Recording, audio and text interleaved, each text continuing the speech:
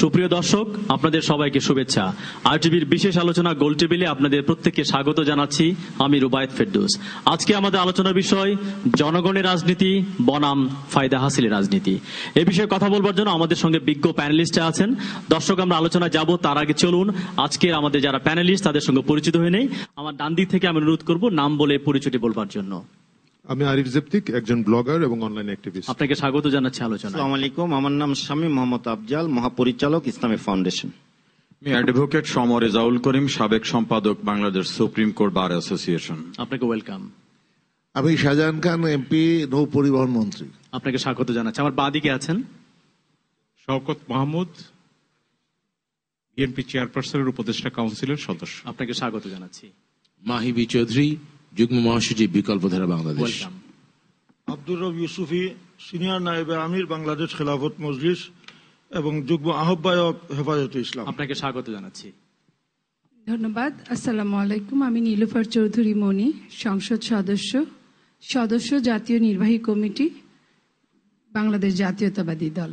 জি, আমরা বিজ্ঞ প্যানেলিস্টদের সঙ্গে আলোচিত হলাম। আমি প্রথমেই আজকে আলোচনা শুরু করবার জন্য অনুরোধ করব হেফাজতে ইসলামের সহায়ক মাওলানা আব্দুর রব ইউসুফিকে। যেহেতু আজকে আপনাদের লং মার্চ ছিল এবং তারপর একটি মহাসমাবেশ ছিল, তো কি উদ্দেশ্যকে নিয়ে আপনারা আসলে লং মার্চ এবং মহাসমাবেশটি করেছেন এবং পরবর্তী কর্মসূচি বা কি দিয়েছেন আপনারা? ধন্যবাদ। আপনারা জানেন যে আমরা 13 দফা দাবিতে এই হেফাজতে ইসলাম আমাদের আজকের কর্মসূচিটা ছিল। এই 13 দফার মধ্যে মূল দাবি হচ্ছে, প্রথম, যে আমাদের সংবিধানে আল্লাহর উপরে পূর্ণ আস্থা ও বিশ্বাস, এটা সংবিধানের মূলনীতিতে ছিল, কিন্তু বর্তমান সরকার ক্ষমতায় এসে এটাকে সেখান থেকে আউট করে দিয়েছে এবং সেখানে ধর্মনিরপেক্ষতা প্রতিস্থাপন করেছেন।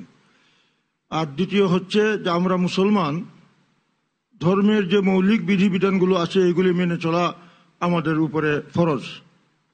কেউ যদি সেখানে বিধিবিধান মেনেও চলে না, তার উপর আবার এগুলির উপরে কটাক্ষ করে, আঘাত করে, আক্রমণ করে, অপমান করে, তাহলে এটা সে ধর্মে থাকে না, ধর্মচ্যুত সে হয়ে যায়, যাকে আমরা আরবিতে মুরতাদ বলি, বাংলাতে ধর্মদ্রোহী আমরা বলি। সেই ধর্মদ্রোহিতার ব্যাপারে আমাদের দেশে পর্যাপ্ত আইন নেই। সেই আইনটা শরীয়তে যে আইন আছে, সেই আইন করে যারা এই ধরনের কর্মকাণ্ডে লিপ্ত আছে, নবীর উপরে, আল্লাহর উপরে, ধর্মের মৌলিক বিষয়ের উপরে আক্রমণ করে, কটাক্ষ করে, ব্যঙ্গ করে, এদেরকে শাস্তির আওতায় নিয়ে আসা, এটা হইল মূল আমাদের দাবি। বাকি আরো প্রাসঙ্গিক আরো বিষয়গুলো আছে। তার উপরে আমাদের একটা স্বাভাবিক শান্তিপূর্ণ কর্মসূচি ছিল আমাদের লং মার্চ। লং মার্চ মানে লং মার্চ করে আমরা ঢাকায় আসবো আর এখানে একটা মহাসমাবেশ হবে, এবং এই জাতীয় মহাসমাবেশ আওয়ামী লীগ করে, বিএনপি করে, জাতীয় পার্টি করে, আরো যারা রাজনীতি করে তারা সবাই এগুলি করেন। এটা গণতান্ত্রিক অধিকার বলা হয়। আমরা এইভাবে একটা শান্তিপূর্ণ কর্মসূচি দিয়েছি, কিন্তু আমরা দেখলাম যে আমরা কর্মসূচি ঘোষণা করেছি 1 মাস পূর্বে, তারপর শেষের দিকে এসে আমাদের যে পূর্ণ প্রস্তুতি চলছে, তখন দেখা গেল যে কিছু কিছু অখ্যাত সংগঠন আমাদের এই কর্মসূচির বিরুদ্ধে তারা এটাকে প্রতিহত করবে, এই জন্য তারা ধর্মঘট দিয়ে দিল, হরতাল দিয়ে দিল। আবার পাশাপাশি দেখলাম এই সড়ক পরিবহন শ্রমিকদের, তারাও সে পরিবহন ধর্মঘট ডেকে দিলেন। এখন এটা একটা প্রশ্ন, আজকে এখানে বিজ্ঞ আলোচকরা আছেন, যে একটা শান্তিপূর্ণ কর্মসূচিকে বাধাগ্রস্ত করা, যদি এটা আওয়ামী লীগের কর্মসূচি হতো, সমাবেশ হতো, আমরা যদি হরতাল দিতাম, আমরা যদি ধর্মঘট ডাকতাম, তাহলে আমাদেরকে অবশ্যই জঙ্গি বা সন্ত্রাসী বলা হতো, যে একটা নিয়মতান্ত্রিক কর্মসূচিকে আমরা কেন বাধা দিলাম। কিন্তু আজকে যারা আমাদের কর্মসূচিকে বাধা দিলেন, এবং আপনারা দেখেছেন এটাকেই বলে আপনার ওইখানে বলা হতো, একটা কিছুদিন আগে শুনতাম শাহবাগে নাকি তারুণ্যের উচ্ছ্বাস। আমাদের এখানে বৃদ্ধ তো খুব একটা বেশি আসে নাই, তারুণ্যের উচ্ছ্বাস এখানে কোনো আপনার মিডিয়ারাও প্রচার করে এখানে লোকদেরকে নিয়ে আসেন নাই। লোকেরা তাদের নিজের ইমানি তাকিদে এসেছে, এবং কি পরিমাণ লোক এসেছে এত বাধা বিপত্তির পরে, যেখানে প্রতিটি জেলা এবং মহানগর শহরে, রাজপথে, এখানে প্রতিটি এলাকায় হাজার হাজার মানুষ না আসার কারণে তারা সেখানে অবস্থান নিয়েছে। আবার আসবো, এত সত্ত্বেও ঢাকা শহরে যে লোক সমাগম হয়েছে, আমরা মনে করি অর্ধেক লোক আসেনি। যদি সেই লোকগুলি আসতো তাহলে কি হতো? কারণ এই যে বাধা সৃষ্টি করাটা, এটাকে আপনারা কি দেখবেন? এখন এটা কি জঙ্গিবাদ বলবেন কিনা, সন্ত্রাস বলবেন কিনা, জি, আমরা আপনার কাছে আবার আসবো। আমি একটু যাব নৌ পরিবহন মন্ত্রী শাহজাহান খান। তিনি অনেকগুলো প্রশ্ন উত্থাপন করেছেন। একটি 13 দফা দাবিতে তারা লং মার্চ এবং মহাসমাবেশ করেছেন এবং তাদেরকে শান্তিপূর্ণভাবে করতে দেওয়া হয়নি, নানান জায়গায় বাধা দেওয়া হয়েছে এবং পরিবহনের ব্যাপারটিও নিয়ে এসে আপনি তো পরিবহনের সঙ্গে যুক্ত, যদি একটু জবাব দেন আপনি। আসসালামু আলাইকুম। আপনাকে ধন্যবাদ ফেরদৌস সাহেব। আমাদের মাওলানা আব্দুর রব ইউসুফি উনি তার বক্তব্য রেখেছেন 13 দফা দাবি। একটি দেশের জনগণের পক্ষে বিভিন্ন রাজনৈতিক দল বা কোনো সংগঠন দাবি সরকারের কাছে উত্থাপন করতেই পারে এবং একটি গণতান্ত্রিক দেশের তাই বিধান, এবং ওনারা সেই দাবি উত্থাপন করেছেন। এটা নিয়ে সরকারের সঙ্গে আলাপ আলোচনা হতে পারে, সরকার এটা কতটুকু বিবেচনা করবে করবে না সেটা নিয়ে কথা হতে পারে, সেটা হতে পারে। ওনারা একটা লং মার্চ করলেন এবং লং মার্চও এটা করতে পারেন। যে কথাটা উনি বলেছেন এ কথাটা সত্য নয় যে পরিবহন ধর্মঘট দিয়েছে, আমার মনে হয় একটি অসত্য কথা মাওলানা সাহেব বলেছেন। পরিবহন কোনো ধর্মঘট ঘোষণা করে নাই। পরিবহনের যে সমস্যাটা হলো সেটা হলো যে এই সঙ্গে যদি আমাদের মাওলানা সাহেব উনি বলতেন যে ওনাদের এই দাবির মধ্যে 13 দফা দাবি আমার কাছে আছে, আমি 13 দফা দাবি খুব মনোযোগ সহকারে দেখলাম। এই 13 দফা দাবির মধ্যে যে বিষয়টি নিয়ে ওনারা কথা বলতে চাচ্ছেন ব্লগারদের সম্পর্কে, যে বিষয়টা নিয়ে কথা বলতে যাচ্ছেন তরুণ প্রজন্মের সম্পর্কে, শাহবাগের বিষয়ে, সেখানে কিন্তু তারা কি নিয়ে আন্দোলন করছে ওইখানে কোনো লোক এ পর্যন্ত আমি শুনিনি হযরত মুহাম্মদ সাল্লাল্লাহু আলাইহি সাল্লাম সম্পর্কে ওইখানে কেউ কোনো কথা বলেছে। আমি যেটুকু শুনেছি বা বুঝেছি সেটি হলো যে তাদের দাবি একটি মাত্র দাবি, এবং বাংলাদেশের বহু আন্দোলন এ পর্যন্ত 52 থেকে শুরু করে এ পর্যন্ত যত আন্দোলন হয়েছে অনেক দাবির মাঝেই কিন্তু জনগণের মধ্য থেকে একটি দাবি উঠে আসে। যেমন 52-এর ভাষা আন্দোলন হয়েছে, 69-এর আইয়ুব বিরোধী আন্দোলন হয়েছে, 71-এর মহান মুক্তিযুদ্ধ হয়েছে, 90-এর স্বৈরাচার বিরোধী আন্দোলন হয়েছে, 96-তে কেয়ারটেকার সম্পর্কে একটা দাবি কিন্তু উঠে এসেছে। এখন যে জনগণের মধ্য থেকে যে দাবিটি উঠে এসেছে সেটি হলো যুদ্ধ অপরাধীদের বিচার। তাহলে একদিকে হলো যুদ্ধ অপরাধীদের বিচার, আর একদিকে হলো যুদ্ধ অপরাধীদের বিচার করা যাবে না। এই যে আজকে কনফ্লিক্টটা এ সম্পর্কে কিন্তু ওনাদের এখানে কোনো কথাই বলা হয়নি। ওনাদের দাবির মধ্যে যুদ্ধ অপরাধী সম্পর্কে ওনারা কোনো মতামত দেননি, কোনো বক্তা যুদ্ধ অপরাধী সম্পর্কে কোনো কথা বলেননি। একটি স্বাধীন দেশ, 30 লক্ষ মানুষের রক্তের বিনিময়ে স্বাধীনতা এসেছে। কত মা কত বোন তার সন্তান হারিয়েছে, কত বাবা মা তার সন্তান হারিয়েছে, কত মা বোন তার সম্ভ্রম হারিয়েছে, কত মায়ের বোনের গর্ভে সন্তান রেখে সন্তানের পিতা যুদ্ধে গেছে, সে তো আর ফিরে আসেনি। সেই সন্তান আজ 42 বছর জন্মগ্রহণ করেছে। সেই সন্তান তো এই 42 বছরে কাউকে আমার মতো আপনার মতো বাবা বলে ডাকার স্বাদ পায়নি। তাহলে সেই সন্তান যদি দাবি করে যে যুদ্ধ অপরাধীদের বিচার করতে হবে, অপরাধটা কোথায়? সেই জায়গাটাকে আপনারা নিয়ে গেলেন কোথায়? ব্লগারদের ব্যাপারে, সেখানে পরে আসি। দ্বিতীয় প্রশ্ন আমার, উনি এই দাবির মধ্যে কি কোথাও বলেছেন এই যে ঘটনাগুলো জামাত রাজাকার আলবদরা ঘটাচ্ছে, যুদ্ধাপরাধীরা ঘটাচ্ছে, সেটা কি একজন ড্রাইভার ঘুমিয়েছিল গাড়ির মধ্যে, তাকে পুড়িয়ে হত্যা করা হয়েছে। আজকেও একজন ড্রাইভার যাকে পুড়িয়ে ফেলা হয়েছে সে নিহত হলো ঢাকা মেডিকেল কলেজে, মুসা একজন ড্রাইভার। আব্দুর রশিদ ড্রাইভারকে এবং নুর ইসলাম নোয়াখালীতে ড্রাইভারকে মাথায় আঘাত করে হত্যা করা হলো। আরিফ নামে একজন ড্রাইভিং প্রশিক্ষণার্থীকে বোমা মেরে হত্যা করা হলো। এই যে 5 জন ড্রাইভার হত্যা করা হলো, এ সম্পর্কে ওনারা কোনো কথা বললেন না। ওনারা বললেন না যে একটু একজন বক্তাও যদি বলতেন যে তোমরা কেউ জ্বালাও পোড়াও এগুলা করো না, তাহলে কিন্তু আমার কোনো প্রশ্ন ছিল না। আরেকটি প্রশ্ন হলো, আমরা আবার আসবো আপনার কাছে এই রাউন্ডে, এই পর্যায়ে শেষ করি। আমাদের সঙ্গে আছেন বিএনপি চেয়ারপারসনের মাননীয় উপদেষ্টা শওকত মাহমুদ। আমরা জানি যে বিএনপি আজকের এই লং মার্চ এবং মহাসমাবেশকে তারা সংহতি জানিয়েছে। কোন ভিত্তিতে বিএনপি এটাকে সংহতি জানিয়েছে? ভিত্তিটি খুব পরিষ্কার। মাওলানা আব্দুর রফ ইউসুফ সাহেব বলেছেন সংবিধানে বিসমিল্লাহ ছিল, বিসমিল্লাহকে বিতর্কিত 15দশ সংশোধনীর মাধ্যমে বাদ দেওয়া হয়েছে। সংবিধানে বিসমিল্লাহর সংযোজন ঘটিয়েছিলেন শহীদ রাষ্ট্রপতি জিয়াউর রহমান। আমরা আল্লাহর উপর অবিচল আস্থা ও বিশ্বাসের এই বিধানটি তিনি সংযোজন করেছিলেন এবং সেটা বাদ দেওয়াতে বাংলাদেশের ধর্মপ্রাণ মানুষের মনে আঘাত পড়েছে। সেই কারণে আমরা এটা প্রতিবাদ করেছি এবং ইসলাম বিদ্বেষী প্রচারণায় বাংলাদেশের মানুষ যেভাবে সংক্ষুব্ধ হয়ে উঠেছে, সেই সংক্ষোভের প্রতি সহমত জানিয়েই বিএনপি হেফাজতে ইসলামী বাংলাদেশের আন্দোলনে নৈতিক সমর্থন দিয়েছে। আজকে তো আমি বলবো যে বিএনপির এই সমর্থন অত্যন্ত যৌক্তিক ছিল, কারণ আজকে এই লং মার্চ এবং সমাবেশের মধ্য দিয়ে প্রমাণিত হয়েছে যে সরকার রাজনৈতিকভাবে, নৈতিকভাবে এবং প্রশাসনিকভাবে আজকে সরকার পরাজিত হয়েছে। কিভাবে পরাজিত হয়েছে? সরকার এত বাধা তৈরি করেছে, সেই বাধার পরেও জনসমুদ্রকে তারা রুখে দিতে পারেনি। ঢাকাতে আমার জীবনে আমি কোনো এত সমাবেশে এত লোক কিন্তু আমি দেখিনি, এটা অস্বীকার করার উপায় নেই। হয়তো মিডিয়া কেউ কেউ উপেক্ষা করতে পারে, কিন্তু বাস্তবতা হচ্ছে যে এত মানুষ আমরা কখনো দেখিনি।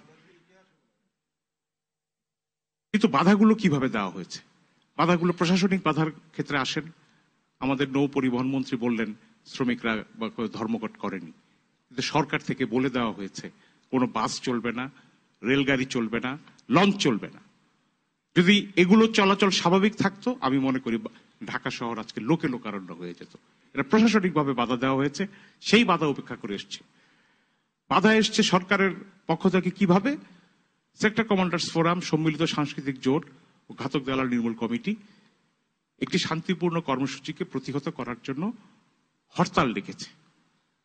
এই হরতাল আহ্বানকারীদের মধ্যে সেক্টর কমান্ডার্স ফোরামের প্রধান ব্যক্তিত্ব হচ্ছেন সরকারের একজন মন্ত্রী, পরিকল্পনাবর্তী অবসরপ্রাপ্ত এয়ার ভাইস মার্শাল একে খন্দকার। তথ্যমন্ত্রী হাসানুল্লাহ কিরুর দল জাসদ এই হরতালে সমর্থন দিয়েছে।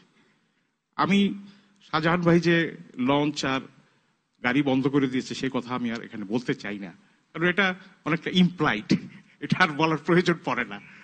এরপরেও সমাবেশ হয়েছে এবং সরকারের যে প্রপাগান্ডা ছিল যে জামাত শিবির এই লং মার্চের ভিতরে ঢোকে তারা নাশকতা করবে এবং এই কল্পিত নাশকতার ধূম্রজাল ছড়িয়ে সরকার একটি বিরাট আইন শৃঙ্খলার পরিস্থিতি তৈরি করতে চেয়েছিল। আজকে হেফাজতে ইসলামী বাংলাদেশের সমাবেশ শান্তিপূর্ণভাবে অনুষ্ঠানের মধ্যে দিয়ে প্রমাণিত হয়েছে যে ওই নাশকতার তত্ত্ব ছিল সম্পূর্ণ একটি অমূলক এবং মন গড়া তত্ত্ব, এবং তারা এই তত্ত্বটি বানিয়েছে। সবশেষে বলবো, এই সমাবেশ থেকে বলা হয়েছে যে এই সরকার নাস্তিক মুরতাদের সরকার। বাংলাদেশে ইতিপূর্বে কোন সরকারকে আলেম সমাজ কিন্তু নাস্তিক সরকার বলে ঘোষণা করেনি, এবং তারা এও বলেছেন শেষে যে এই সরকারের আর ক্ষমতায় এক মুহূর্ত থাকার কোনো অধিকার নেই। এই অর্থে আমি বলছি যে সরকার যদি বাধা না দিয়ে শান্তিপূর্ণভাবে এই লং মার্চটি অনুষ্ঠান করতে দিত, তাহলে কিন্তু সরকারের গায়ে এত কিছু লাগতো না। এই কারণে আমি বলছি, যারাও এই লং মার্চকে প্রতিহত করার ঘোষণা দিয়েছেন, সেই প্রতিহতের ঘোষণাও আজকে অসার বলে প্রমাণিত হয়েছে। অনেক জায়গায় মঞ্চ বানিয়ে প্রতিহত করার চেষ্টা হয়েছে, কিন্তু মানুষকে রুখা যায়নি। আসলে ধর্মপ্রাণ মানুষের এই ক্ষোভকে কোনো ধরনের কর্মসূচি দিয়ে, প্রশাসনিক ব্যবস্থা দিয়ে এটা রুখে দেওয়া যায় না, এটাই প্রমাণিত হয়েছে। আমরা আপনার কাছে আবারও আসবো। আমাদের সঙ্গে আছেন আরিফ জেফতিক। যে দাবিটির কথা বলা হচ্ছে 13 দফার মধ্যে আছে, এবং শাহবাগ সম্পর্কে বলা হচ্ছে যে নাস্তিক মুরতাদদের একটি সংগঠনে দাঁড়িয়েছে, তাদের এই অপপ্রচার কিংবা উনি যেটা বলছেন যে সত্যি এরকম উঠছে, এই ভিত্তিটা কিংবা কেন এটি তৈরি হলো? আসলে আমি প্রথমেই ধন্যবাদ জানাবো আরটিভিকে, যে আপনাদের মাধ্যমে হলো শেষ পর্যন্ত আমরা একজন আলেম মৌলানা আব্দুর রব ইউসুফী সাহেবের সামনে আমি দাঁড়িয়ে একটু কথা বলতে পারছি। আমরা বারবার চেষ্টা করছিলাম এই জিনিসগুলা, যদি অরাজনৈতিক ভাবে ওনারা যেভাবে বলছেন যে আল্লাহর রাসূলের সম্মানের জন্য, আল্লাহর ইসলামের সম্মানের জন্য ওনারা আন্দোলন করছেন, তাহলে ওনারা আমাদেরকে যদি জিজ্ঞেস করতেন তাহলে ভালো হতো। আজকে হুজুর মাওলানা আব্দুর রব ইউসুফী বলেছেন যে এইখানে ওনারা গণতান্ত্রিক কার্যক্রম চালাচ্ছিলেন, সরকার এবং বিভিন্ন সংগঠনের পক্ষ থেকে বাধা দেওয়া হচ্ছে। এটা হয়তো একটা রাজনীতির একটা অংশ, কিন্তু আমরা যখন চট্টগ্রাম যেতে চেয়েছিলাম একটা সমাবেশ করার জন্য, আমাদের এই 13 দফা দাবির সাথে আমাদের কোনো সম্পর্ক ছিল না। আমাদের দাবিটা হচ্ছে যুদ্ধাপরাধীদের বিচার। আমরা একটা বিভাগীয় সমাবেশ করতে চেয়েছি। আমরা বাংলাদেশের কোনো হাক্কানি আলেমের প্রতি কোনো বেয়াদবি করি নাই। আমরা আল্লাহ রাসূলের অসম্মান করা তো অসম্ভব কথা। আমরা যারা আছেন আমাদের মুরব্বী আলেম ওলামারা আছেন, তাদের বিরুদ্ধে এর আগে একটা শব্দ একটা অক্ষর বলা হয়নি। আমরা চট্টগ্রামে আমাদের আলাদা দাবি নিয়ে যাচ্ছিলাম। আমরা খুবই দুঃখের সাথে দেখলাম আমাদের আলেম সমাজ আমাদেরকে ওইখানে প্রতিহত করার ঘোষণা দিলেন, রক্তের বন্যা বইয়ে দেওয়ার ঘোষণা দিলেন। আজকে গণতান্ত্রিক অধিকারের যে কথাটা আমরা শুনতে পাচ্ছি, ঢাকা শহরে যে বাধা সৃষ্টি হচ্ছে, আমার মনে হয় পাশাপাশি এটাও বলা উচিত আমাদের একটা গণতান্ত্রিক অধিকার ছিল বাংলাদেশের একটা বিভাগীয় শহরে যাওয়ার এবং সমাবেশ করার। এখন এই অধিকারটা আমরা পেলাম না, কোনো কারণ ছাড়া আমাদেরকে করা হলো। সূরা না হলে, আমি খুবই ক্ষুদ্র মানুষ, আমি খুব সূরা না হলে বলা হচ্ছে, তুমি মানুষকে হিকমত ও সৎ উপদেশ দিয়ে তোমার প্রতিপালকের পথে ডাকো এবং তাদের সাথে ভালোভাবে আলোচনা করো। নবী করিম সাল্লাল্লাহু আলাইহি সাল্লাম বিধর্মীদের সাথে আলাপ আলোচনা করেছেন, অনেক লোকের সাথে আলাপ করেছেন, তিনি কখনো তার দরজা কারোর জন্য বন্ধ করে দেননি। আজকে যে অভিযোগটা আমাদের উপরে তোলা হচ্ছে, আমরা বারবার চেষ্টা করেছি সেটা বোঝানোর জন্য। আমরা চট্টগ্রামে আমাদের প্রতিনিধি দল পাঠিয়েছি, আমরা সমাবেশে যাইনি, আমরা কোনো সংঘাতে বিশ্বাস করি না, আমরা কোনো সমাবেশে যাইনি যে সমাবেশ বন্ধ থাকুক। যেহেতু আলেম ওলামাদের মনে একটা কষ্ট, একটা সন্দেহ, একটা প্রশ্নের সৃষ্টি হয়েছে, আমরা ওনাদের কাছে যাব, আমাদের বক্তব্য বলবো, ওনারা আমাদেরকে দিক নির্দেশনা দিবেন। আমাদের সেই গাড়িটা চট্টগ্রাম পৌঁছাতে পারে নাই, কারণ ওনারা যেভাবে হুমকি দিয়েছেন, যেভাবে প্রতিহত করার ঘোষণা দিয়েছেন, প্রশাসন সাহস পায় না আমাদেরকে নিয়ে যেতে। তো আমাদের জন্য আলোচনার পথ বন্ধ থাকার কারণে আমরা এটা পরিষ্কার করতে পারছি না। শাহবাগ গণজাগরণ মঞ্চ কোনোভাবেই কোনো ধর্ম বিরুদ্ধে কোনো অবস্থান নেবে না, কারণ এটার সাথে ধর্মের কোনো সম্পর্ক নেই। এটা সম্পূর্ণ ইনসাফের লড়াই। যারা হত্যা করেছে, খুন করেছে, জুলুম করেছে, তাদের বিচারের জন্য আমরা লড়াই করছি। এই লড়াই ইসলামও আমাদেরকে শিখিয়ে দিয়েছে। কেউ হত্যা করে পার পাবে, খুন করে পার পাবে, ধর্ষণ করে পার পাবে, এটা কোনো আলেম ওলামা বলবেন না, এটার বিচার হওয়া দরকার। সেই বিচারের লড়াই আমরা আছি। আমরা কোনো ধর্মের বিরুদ্ধে কোনো কটূক্তি করিনি, কিন্তু রাজনৈতিক কারণে সম্পূর্ণভাবে ধর্মপ্রাণ মুসলমানদেরকে আমাদের বিরুদ্ধে উস্কে দেওয়ার জন্য, বিভ্রান্তি তৈরি করার জন্য কিছু লোকজন কিছু খবর প্রকাশ করলেন এবং সেই খবরের রেশ ধরে আমাদের আলেম ওলামা সমাজ আমাদেরকে প্রতিহত করতে আসলেন। এটা খুবই দুঃখ লেগেছে আমাদের কাছে, কষ্ট পেয়েছি আমরা। কিন্তু আমরা আবার আগের মতোই বলছি, গণজাগরণ মঞ্চের সাথে, এই 13 দফা দাবির সাথে গণজাগরণ মঞ্চের কোনো সম্পৃক্ততা আগেও ছিল না। এটা সম্পূর্ণ রাজনৈতিকভাবে ওনাদের এবং সরকারের ব্যাপার। আমরা আমাদের যে দাবিতে আছি, আমরা সেই দাবিতে আছি এবং সেই দাবিতে আমরা ফিরে আসবো। আমাদের সঙ্গে আছেন বিকল্পধারা বাংলাদেশের যুগ্ম মহাসচিব মাহিবী চৌধুরী। আপনিও একসময় অনলাইনে একটা আন্দোলন শুরু করেছিলেন। এই যে ইসলাম এবং মুক্তিযুদ্ধকে যে মুখোমুখি দাঁড় করিয়ে দেওয়া হচ্ছে, এইটা যদি বলেন। তার আগে একজন দর্শক আছেন, ফোনটি নিয়ে আমরা আপনার কাছে ফিরবো। হ্যালো, কে আছেন ফোনে? যদি পরিচয় দিয়ে প্রশ্নটি করেন। জি, আসসালামু আলাইকুম। ওয়ালাইকুম সালাম। আমি জাহাঙ্গীর বলছিলাম ফরিদপুর থেকে, ছাত্র, অনার্সের ছাত্র। আমার প্রশ্ন হচ্ছে, হেফাজতের ইসলামের উনি যে আছেন আব্দুর রব সাহেব, না নামটা আমি খেয়াল করি। জি, তো প্রশ্নটা হচ্ছে যে আজকে ওনারা যে দাবিগুলো নিয়ে লং মার্চ করছেন, ওনাদের কিছু কিছু দাবি আমার কাছে যৌক্তিক বলে মনে হয়েছে। তো এই সঙ্গে যদি আরো কিছু দাবি ওনারা যোগ করতো, সেটা মানে ভালো হইতো। যেমন সাইদি সাহেবদের চাঁদে দেখাইছে, ওনারা কোনো স্টেটমেন্ট দেন নাই এই ব্যাপারে। তারপরে জামাত শিবির যে কিছু কিছু দিন আমাদের আইন শৃঙ্খলা রক্ষাকারী বাহিনীর উপর যে আক্রমণ চালাইছে, এটাও কিন্তু একটা অযৌক্তিক। যথেষ্ট দূরদর্শিতার পরিচয় কিন্তু আমাদের প্রশাসন দিচ্ছে। জি, আপনাকে অনেক ধন্যবাদ আমাদের গোল টেবিলে যোগ দেওয়ার জন্য এবং প্রশ্নটি করার জন্য। আশা করি প্রশ্ন উত্তর আমরা খুঁজবো। মাহিবী চৌধুরী, আপনি যদি বলেন। ধন্যবাদ। আসলে আমি সবার বক্তব্য গুরুত্ব সহকারে শোনার চেষ্টা করছিলাম। ব্যাপারটা অত্যন্ত সেন্সিটিভ। এক নম্বর জিনিস বুঝতে হবে যে খুব সেন্সিটিভ একটা বিষয়। আমরা যেটা দেখেছি যে আজকে আরিফ জাবেদিক যে বক্তব্যটা রাখলেন, আমার কাছে খুব ভালো লেগেছে। খুব পরিষ্কারভাবে, পরিচ্ছন্নভাবে একটি বক্তব্য তিনি রেখেছেন যে গণজাগরণ মঞ্চের দাবির সাথে ধর্মের আসলে কোনো সম্পর্ক নেই। আসলে আরিফ জাবেদিক বা এই আরিফ ভাইয়ের মতো মানুষগুলো যদি গণজাগরণ মঞ্চের সম্পূর্ণ পূর্ণ নেতৃত্বে থাকতেন, আমার মনে হয় আজকে গণজাগরণ মঞ্চ নিয়ে এতগুলো প্রশ্নের উদ্রেক হতো না। কিন্তু দুঃখজনক যে আরিফ জাবেদিকের মতো মানুষটা কিন্তু গণজাগরণ মঞ্চে মাইনরিটি। বিকজ ওখানে আমি যতদূর জানি আরিফ ভাই সম্ভবত না আওয়ামী লীগের সদস্য, না 14 দলের কোনো অঙ্গ সংগঠনের সদস্য। বা এই গণজাগরণ মঞ্চে আমিও কিন্তু গিয়েছিলাম প্রথম 2-3 দিন, আমি সেখানে অবস্থান করেছি, আমার সাথে বারবার দেখা হয়েছে। কিন্তু সেটাকে রাজনৈতিকভাবে, যখন অরাজনৈতিক ছাত্ররা, অরাজনৈতিক তরুণরা যখন রাস্তায় নেমে আসলো একটি দাবি নিয়ে, ফাঁসির দাবি নিয়ে, যারা অত্যাচার করেছে, যারা জুলুম করেছে, যারা মানুষ হত্যা করেছে, যারা ধর্ষণ করেছে, তাদের বিচারের দাবিতে অরাজনৈতিক সাধারণ তরুণ প্রজন্ম যখন রাস্তায় নেমে আসলো, তাদেরকে নিয়ন্ত্রণ করবার জন্য সাংগঠনিকভাবে যে কমিটি দেওয়া হলো, সেই কমিটি পরিপূর্ণভাবে একটি রাজনৈতিক নিয়ন্ত্রণে চলে গেল। শুধুমাত্র সেই কমিটিতে 17 জন বা 18টি সংগঠন রয়েছে। সেই সংগঠনের ছাত্রলীগ সহ 14 দলের প্রতিটি দলের ছাত্র সংগঠন সেখানে জড়িত, আর কেউ নাই। আমরাও সেখানে গিয়েছিলাম, আশেপাশেও কমিটির আশেপাশে যেতে দেওয়া হয়নি। সম্পূর্ণ নিয়ন্ত্রিত একটি কমিটির মাধ্যমে এই সম্পূর্ণ গণজাগরণ যেই তারুণ্যের যে গণজাগরণের উদ্রেক হয়েছিল সেটাকে দলীয়করণ করার একটা ষড়যন্ত্র প্রথম থেকে সেখানে ছিল। আমি আজকে আরিফ ভাইয়ের বক্তব্য ওয়াজ ভেরি ক্লিয়ার। এই বক্তব্য যদি অফিসিয়ালি গণজাগরণ মঞ্চের হতো, আমি আসলে সেটাকে সাধুবাদ জানাতাম এবং আমি সেটাই দেখতে চেয়েছিলাম, কিন্তু দুঃখজনক সেটা হয়নি।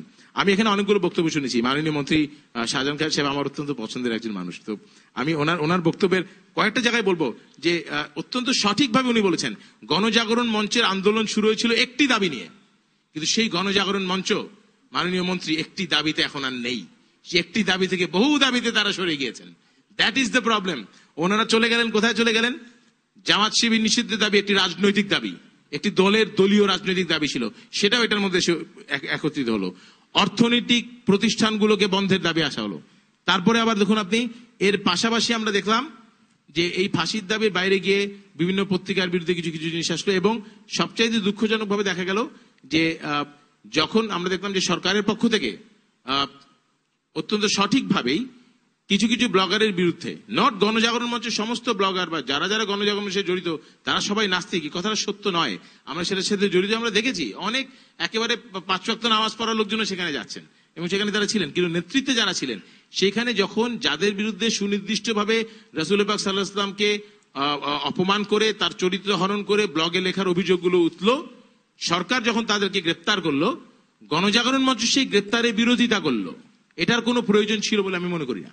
তারা বিরোধিতা করবে কেন? তাদের বিরোধিতা করার কোনো প্রয়োজন ছিল না। 1, 2 নম্বর, ইট ইজ ভেরি কারেক্ট, যখন আজকের এই খেলাফতের যে খেলাফত না, আজকে এই হেফাজতে ইসলামের যে আন্দোলন, একটি অরাজনৈতিক আন্দোলন, এইটা একটি শান্তিপূর্ণ আন্দোলন হবে। সাধারণ মানুষকে পিটিয়ে গাড়ির মধ্যে আগুন জ্বালিয়ে হত্যা করা, এটা হেফাজতে ইসলামের কাছ থেকে আসলেই কখনো এটা প্রত্যাশিত নয়। But at the same time আমাদেরকে মনে রাখতে হবে যে এই যে সহিংসতার রাজনীতি, যে জিনিসগুলো আমরা দেখেছি, লগি বৈঠা দিয়ে মানুষকে পিটিয়ে হত্যা করা, বিশ্বজিতের মতো মানুষকে কুপিয়ে কুপিয়ে হত্যা করা, এ সমস্ত ব্যাপারে আমাদের আমাদের বক্তব্য সবসময় একই রকম থাকা উচিত, সবার জন্য বলা উচিত। আমি শুধু লাস্ট একটি কথা বলে আমি পরবর্তীতে আবার নিশ্চয়ই বক্তব্য রাখার সুযোগ পাবো। দুঃখজনক দুটো জিনিস অত্যন্ত একটু কেয়ারফুলি আমি শুধু দেখতে চাই। 1, 2 দুটো জিনিস বলে আমি শেষ করবো। 1, হরতালের ব্যাপারে সরকারের দ্বিমুখী আচরণ। হরতালের ব্যাপারে অবশ্যই একটি সংগঠন এই লং মার্চের বিরোধিতা করতে পারে, সেটা তাদের রাজনৈতিক অধিকার। সেই বিরোধিতা করে তারা হরতাল ডাকতে পারে, সেটাও তাদের রাজনৈতিক অধিকার। কিন্তু সরকারি, আমি প্রথমবার দেখলাম সরকার ট্রেন বন্ধ করে দিয়েছে, ট্রেন চলে নাই, সেটা কিন্তু সঠিক হয়নি। সরকারের মধ্যে জড়ানোর খুব একটা সঠিক কারণ ছিল বলে মনে হয় না, কারণ হরতালের বিরুদ্ধে সরকারের অবস্থান একই রকম থাকা উচিত ছিল। আর দ্বিতীয় আরেকটি জিনিস দুঃখজনক ভাবে বাংলাদেশের তরুণ প্রজন্ম দেখলো যে দলীয় রাজনীতির চাপে হোক, যে কোনো কারণে হোক, আলেম সমাজের মধ্যে যে দ্বিধা বিভক্তি দেখা গেল, আলেম সমাজের মধ্যে দ্বিধা বিভক্তি, এটা কিন্তু বাংলাদেশের তরুণ প্রজন্মকে দুঃখ দিয়েছে। এটা আমরা আসলে মনে করি যে এই জায়গাটায় আলেম সমাজ অবশ্যই দলীয় রাজনীতির চাপে নয়, এই কিছু কিছু ইস্যুতে তাদের ঐক্য থাকবে। যে আল্লাহ রাসূলের ব্যাপারে যারা বিরোধিতা করেছে তাদের ব্যাপারে যখন বক্তব্য রাখতে এসে, সেখানে আলেম সমাজের ঐক্যবদ্ধ থাকা উচিত ছিল। কেন আমার বাবা সবসময় বলতেন যে শুধুমাত্র মূর্তির কাছে মাথা নত করাই শিরক না, ক্ষমতার কাছে মাথা নত করাও শিরকের শামিল। সেই জিনিসটি সমস্ত আলেম সমাজ একত্রিতভাবে মনে রাখবেন, সেটা বাংলাদেশের তরুণ প্রজন্ম বিশ্বাস করে। মিস্টার চৌধুরী, আমি এই জায়গায় আসবো, গণজাগরণ মঞ্চ নিয়ে কিছু আলাপ আছে, এটা আমার একটু ক্লিয়ার, পরে আবার অবশ্যই আসবো। আমাদের সঙ্গে এই মুহূর্তে যোগ দিয়েছেন সম্মিলিত সাংস্কৃতিক জোটের সভাপতি নাসিরুদ্দিন হোসেন বাচ্চু ভাই, আপনাকে স্বাগত জানাচ্ছি। কিন্তু এই মুহূর্তে আমরা বিরতিতে যাব, ফিরে এসে আপনার কথা আমরা শুনবো। প্রিয় দর্শক, আপনারা গোল টেবিল দেখছেন, আমরা কথা বলছিলাম জনগণের রাজনীতি বনাম ফায়দা হাসিলের রাজনীতি। আমাদের সঙ্গে থাকুন, বিরতির পরে এসে আমরা আমাদের বিজ্ঞ প্যানেলিস্ট যারা আছেন তাদের কথা শুনবো। ছোট্ট বিরতি নিচ্ছি, ফিরছি এখনই, সঙ্গে থাকুন। আরটিভির বিশেষ আলোচনা গোল টেবিল অনুষ্ঠানে আপনাদেরকে আবারও স্বাগত জানাচ্ছি। আমি রুবায়েত ফেরদৌস। আজকে আমরা কথা বলছিলাম জনগণের রাজনীতি বনাম ফায়দা হাসিলের রাজনীতি। একটু আগে আপনারা দেখেছেন বিভিন্ন বিষয় নিয়ে কথা হয়েছে। এ পর্যায়ে আমাদের সঙ্গে যোগ দিয়েছেন নাসিরুদ্দিন ইউসুফ বাচ্চু ভাই, তার কথা আমরা শুনবো। কিন্তু তার আগে আমরা যাব রেজাউল করিম, সাবেক সম্পাদক সুপ্রিম কোর্ট বার অ্যাসোসিয়েশন। তো আপনি যদি বলেন যেরকমটি হেফাজতে ইসলামের পক্ষ থেকে বলা হয়েছে, সংবিধানের কতগুলো দফাকে প্রতিস্থাপন করা হয়েছে এবং তারা দাবি করেছেন সেগুলো প্রতিস্থাপন করতে হবে, তো এই ব্যাপারে যদি বলেন যে সংবিধানের ব্যাখ্যাটা কেমন হবে আইনের মানুষ হিসেবে? ধন্যবাদ। কিছু কিছু বিষয় আমরা একটু গভীরে না গিয়ে অনেক সময় অনুমান ভিত্তিক দৌড় দেই, সে কারণেই সমস্যা হয়ে যায়। আমাদের সংবিধানে সামরিক ফরমানে কিছু কিছু বিষয় সংযোজন করা হয়েছিল, যেটাকে সুপ্রিম কোর্টে চ্যালেঞ্জ করার কারণে সুপ্রিম কোর্ট একটা জাজমেন্ট দেয়। ওই জাজমেন্টের লাইটে সংবিধানে কিছু সংশোধনী এসছে। তবে আমরা বোধহয় যারা এটা নিয়ে সমালোচনা করি তারা গভীরভাবে খতিয়ে দেখিনি। যেমন শওকত ভাই বলছেন যে বিসমিল্লাহকে বাদ দেওয়া, বিসমিল্লাহ কিন্তু সংবিধান থেকে বাদ দেওয়া হয়নি। আর মাওলানা আব্দুর রব ইউসুফি যেটা বলছেন যে তাদের যে 13 দফা দাবির প্রথম দফা যে আল্লাহর উপর পূর্ণ আস্থা ও বিশ্বাসকে পুনরস্থাপন, আমি আজকে এই লক্ষ লক্ষ মানুষ আরটিভির প্রোগ্রাম দেখবে, সংবিধানটা দয়া করে দেখবেন। সংবিধানের পূর্বে বিসমিল্লাহ শব্দটা ছিল সংবিধানের মধ্যের বাইরে, সংবিধানের অংশ ছিল না। কিন্তু সংশোধিত সংবিধানের প্রস্তাবনায় 2য় প্যারাগ্রাফে পরিষ্কারভাবে বলা হয়েছে পরম করুণাময় আল্লাহ রব্বুল আলামিন অবলিক সৃষ্টিকর্তার নামে। অর্থাৎ আল্লাহ রব্বুল আলামিনের নামে শুরু করলে আল্লাহর উপর পূর্ণ বিশ্বাস থাকলো না, এটা কিভাবে ব্যাখ্যা হলো, এটা আমার কাছে বিস্ময়কর মনে হয়েছে। সংবিধানে পরিপূর্ণভাবে প্রস্তাবনায় 2nd প্যারাগ্রাফে উল্লেখ করা হয়েছে আল্লাহর উপর বিশ্বাসের যে কথাটা, সেটা তো সেটা থাকার পর আমি যদি বিগিনিংয়েই বলি যে আল্লাহর উপর বিশ্বাস রেখে শুরু করলাম পরম করুণাময় আল্লাহর নামে, তারপরে কিভাবে আল্লাহর উপর আস্থা রাখা হলো না, এই জিনিসটা আমার কাছে অস্পষ্ট। অনেক ধন্যবাদ। আমাদের সঙ্গে আছেন ইসলামী ফাউন্ডেশনের মাননীয় ডিজি শামীম মোহাম্মদ আফজাল। আপনি যদি বলেন এই যে লং মার্চ, হরতাল, শাহবাগ, নাস্তিক, মুরতাদ, নানান ধরনের আলোচনাগুলো হচ্ছে এবং তাদের 13 দফা দাবিও এখানে আছে, এগুলোকে সামনে রেখে আপনার বক্তব্য যদি হাজির করেন, মাইক্রোফোনটা নিয়ে বলতে হবে প্লিজ। আমি প্রথমেই আপনার পাশে বসা শওকত ভাই একজন সিনিয়র মানুষ, ওনার বক্তব্য দিয়ে আমি শুরু করতে চাই। উনি বলেছেন সরকার নাকি নাস্তিক। আমি তো এই দেশের জন্মসূত্রে নাগরিক এবং আমার 14 পুরুষও এই দেশেরই মানুষ। সরকার নাস্তিক হয় কিভাবে?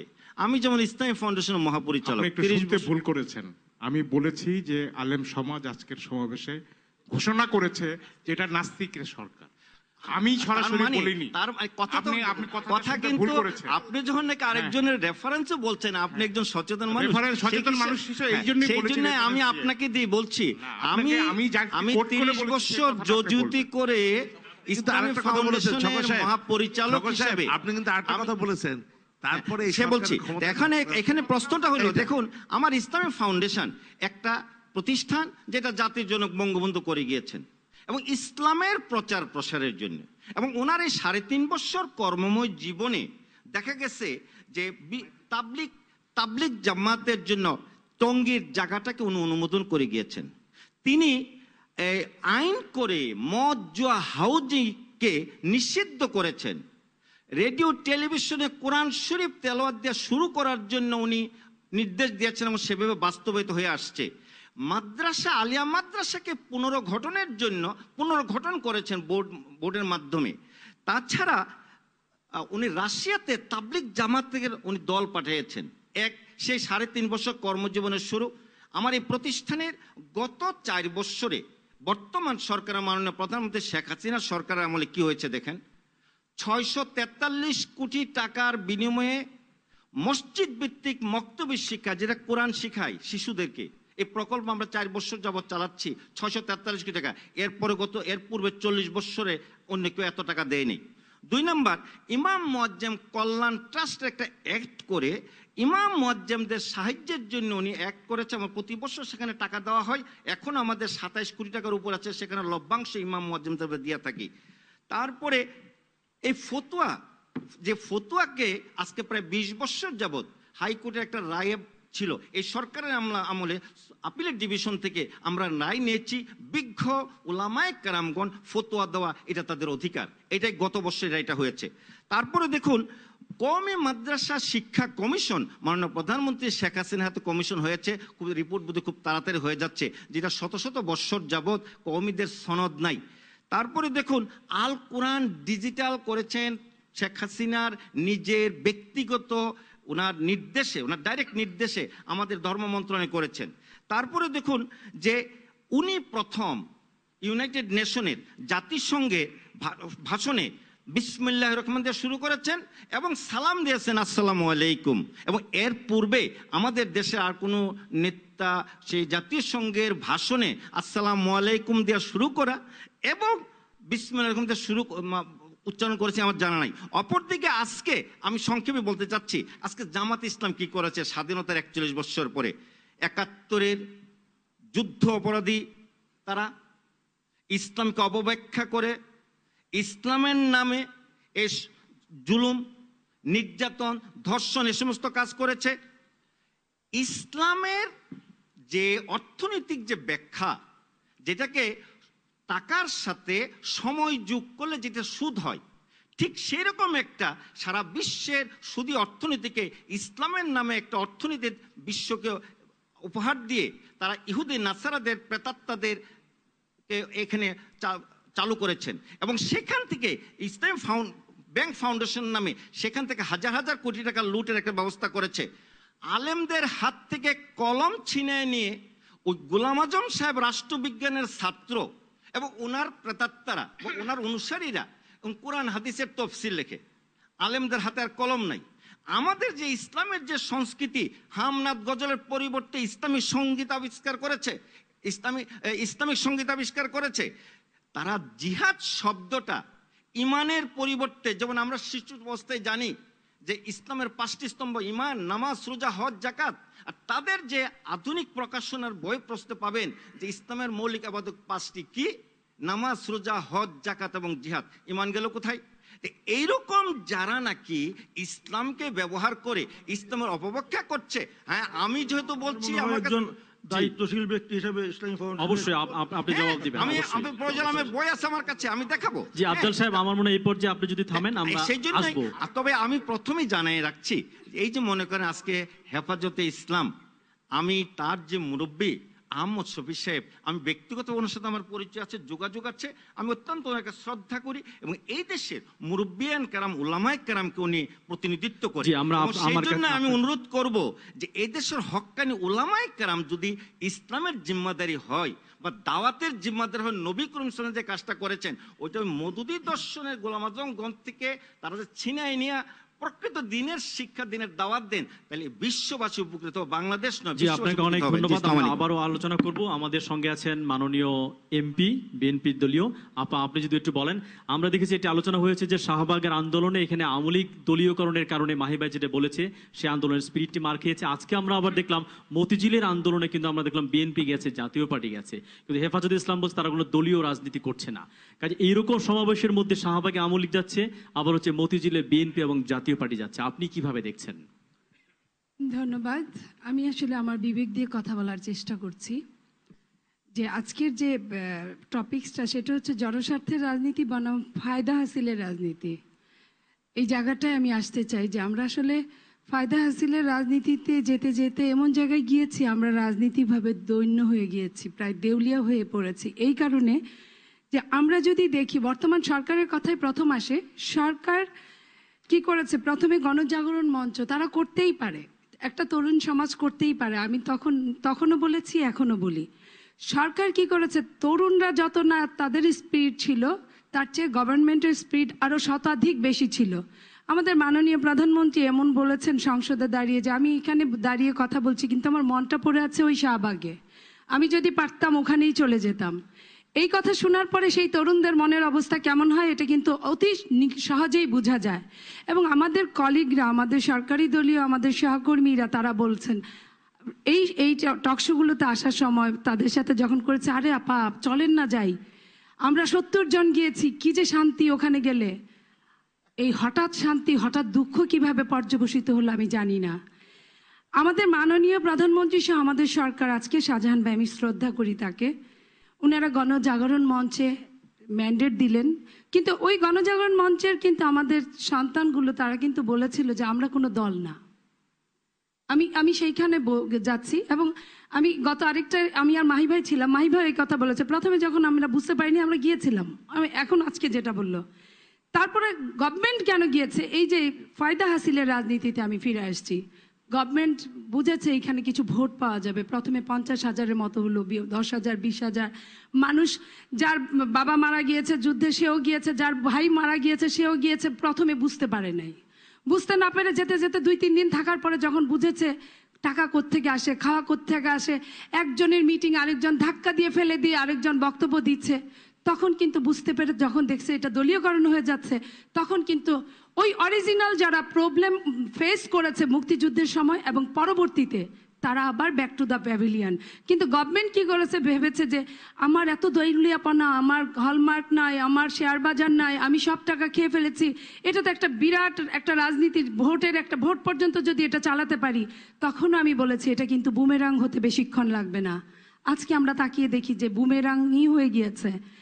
আজকে আমি এই ওখান থেকে এসে যখন এই 6 দফায় আসলো আমাদের শাহবাগের তরুণরা, 6 দফায় আসার পরে যখন গভর্নমেন্ট দেখলো যে জামাত নিষিদ্ধ, প্রথমে বুঝে না বুঝেই তারা লাফালো, বিল নিয়ে আসলো। তারপরে যখন দেখলো যে জামাতের তো 5 থেকে 7% ভোট আছে, এই জামাত নিষিদ্ধ করলে তো এই ভোটগুলো বিএনপি ছাড়া অন্য কাউকে, পৃথিবী উল্টে গেলেও জামাত দিবে না। আর যেই দেখ জামাত এমন একটা দল, ওদের টাকা পয়সার অভাব নেই, কিছুরই অভাব নেই, ওরা ভোট দিবে না। তখন সরকার কি করলো, জামাতের রাজনীতিকে রাখার চেষ্টা করলো। তাতে কি হলো, গণজাগরণ মঞ্চ কিন্তু উল্টে গেল, দাবার পাশা রাতারাতি উল্টে গেল। আমার মনে হয়, আমি আমার ফিলিংস থেকে বলছি, সরকার একদম অন্ধ হয়ে গেল। অন্ধ হয়ে গেলে তারা তাদের জামাতও চাই, গণজাগরণ মঞ্চ চাই, তাদের মুক্তিযুদ্ধও চাই, তাদের রাজাকারও চাই। এবং এই রাজাকার বাঁচতে গিয়ে নিজের রাজাকারগুলোকে তারা সুন্দর করে খাওয়ায় পুষায় মানুষ করা শুরু করলো, আর অন্যের রাজাকার যেটা, তাদেরকে ধরো মারো খাও, এই অবস্থায় গেল। যখন এটা জনগণ যারা সাফারার, তারা যখন বুঝলো সরকারের এই দ্বিচারণ নীতি, তখন তারা কিন্তু বুঝে গেল। পরবর্তীতে কি করলো, যে এই সরকার হেফাজতে ইসলামী যখন, রাজীব যদি না চলে যেত, অনেকেই বুঝতোই না ব্লগাররা কি লেখে। কারণ বাংলাদেশের মানুষ কিন্তু ব্লগে কি লেখে অনেকেই জানে না, আমি নিজেও জানি না। আমি অনেকদিন ফেসবুক ইউজ করি, কিন্তু আমি ব্লগাররা কি লিখে আমি জানি না, যেহেতু আমি ওদের মেম্বার না। সো ওইটাও রাজীব মারা যাওয়ার পরে অনেকটা, যখন রাজীবকে বেশি মুক্তিযোদ্ধা সরকার গিয়ে, যে সরকার বিশ্বজিৎ তার ছেলে সারা জীবন নৌকায় ভোট দিয়েছে, শাহজাহান ভাইয়ের এলাকায় বাড়ি, হিন্দু, ও যদি হিন্দু না হতো তাহলে অবশ্যই তাকে জামাতের সদস্য বানিয়ে ফেলতো রাতারাতি। হিন্দু হয়ে বিশ্বজিৎ বেঁচে গিয়েছে, কিন্তু সরকার কিন্তু মরে গিয়েছে।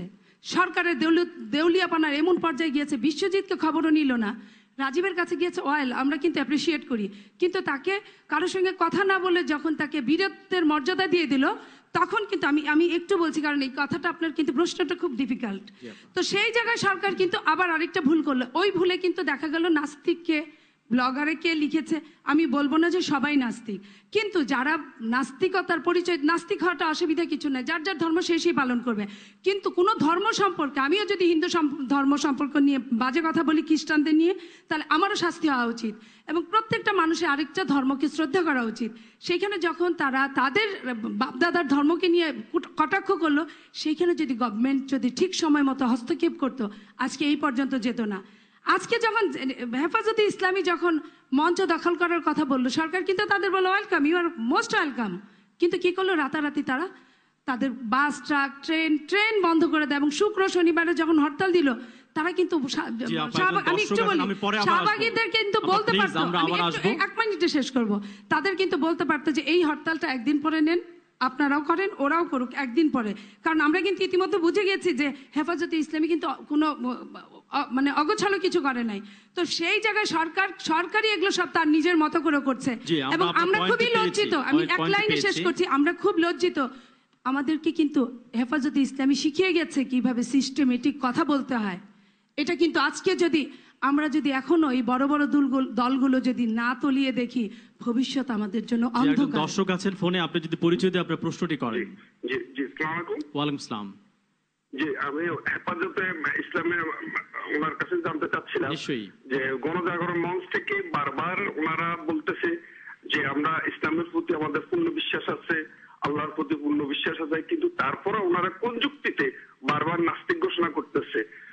এটা দেখি কোনো অবশ্যই এই প্রশ্ন আমরা শুনবো, কিন্তু তার আগে আমি একটু নাসিরুদ্দিন বাচ্চু ভাই, অনেকগুলো প্রশ্ন কিন্তু এসছে গণজাগরণ মঞ্চ সম্পর্কে। আপনি নিজে একজন মুক্তিযুদ্ধ ছিলেন, ইসলাম এবং মুক্তিযুদ্ধকে যে মুখোমুখি দাঁড় করিয়ে দেওয়ার একটা জায়গা তৈরি হয়েছে, এই প্রশ্নগুলোর উত্তর যদি দিয়ে আপনি শুরু করেন প্লিজ।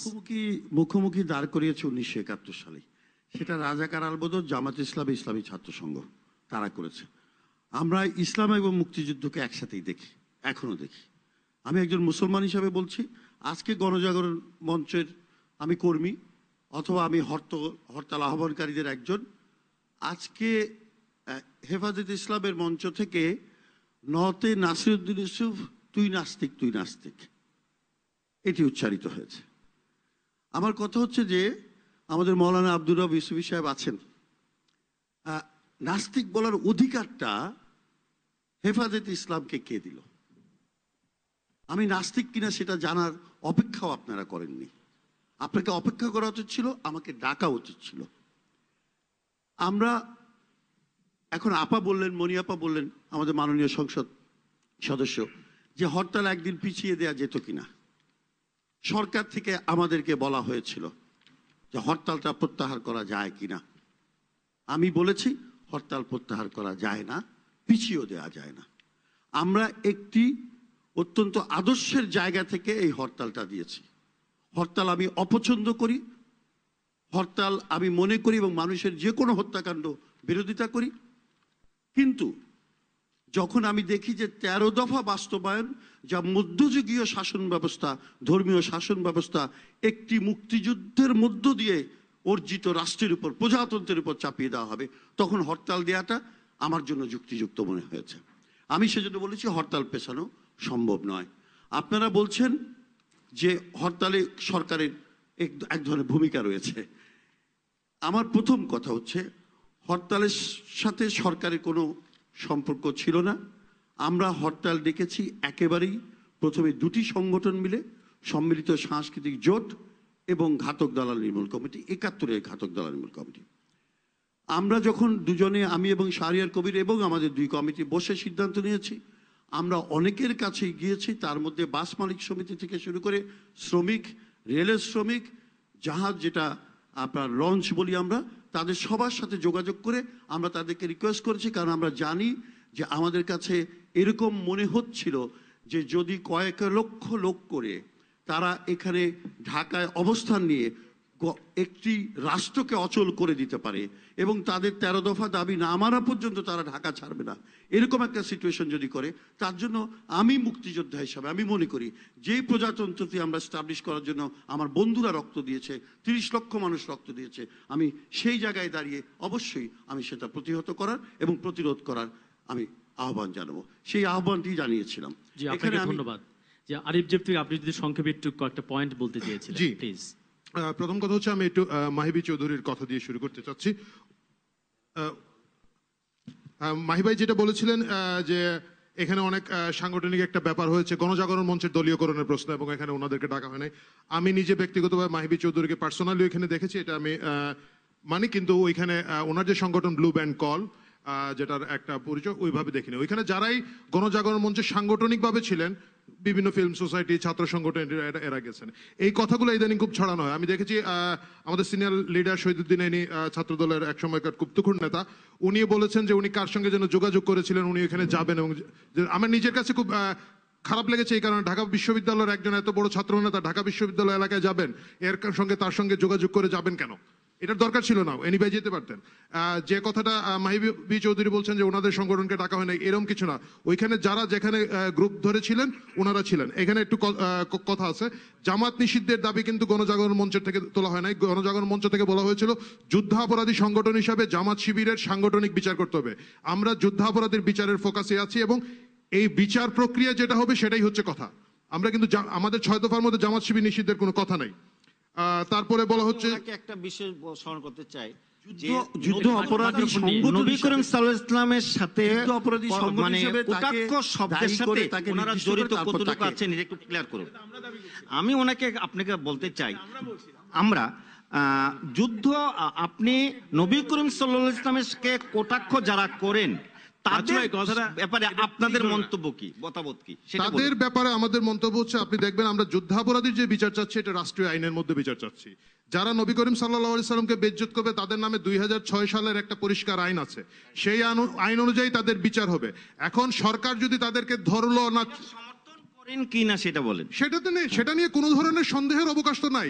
এটা তো আপনি গায়ের জোরে আমাকে চাপাচ্ছেন। গণজাগরণ মঞ্চ প্রেস কনফারেন্স করেছে, গণজাগরণ মঞ্চের প্রেস কনফারেন্সটা আপনি খেয়াল করেন। গণজাগরণ মঞ্চ 6টি প্রশ্ন তুলেছে সরকারের কাছে, যে এই যে এদের মধ্যে ধরা হচ্ছে এমন লোক আছে তার লেখার মধ্যে 2টা কমেন্ট 5 জন পঠিত, সেই লেখাটা ধরে নিয়ে এসে একটি জাতীয় পত্রিকায় আপনি অনেক লোকের সামনে তুলে দিয়ে এই যে নবী করিম সাল্লাল্লাহু আলাইহি সাল্লামের বেজ্জতি কথাবার্তাগুলা আরো বেশি মানুষকে জানালেন।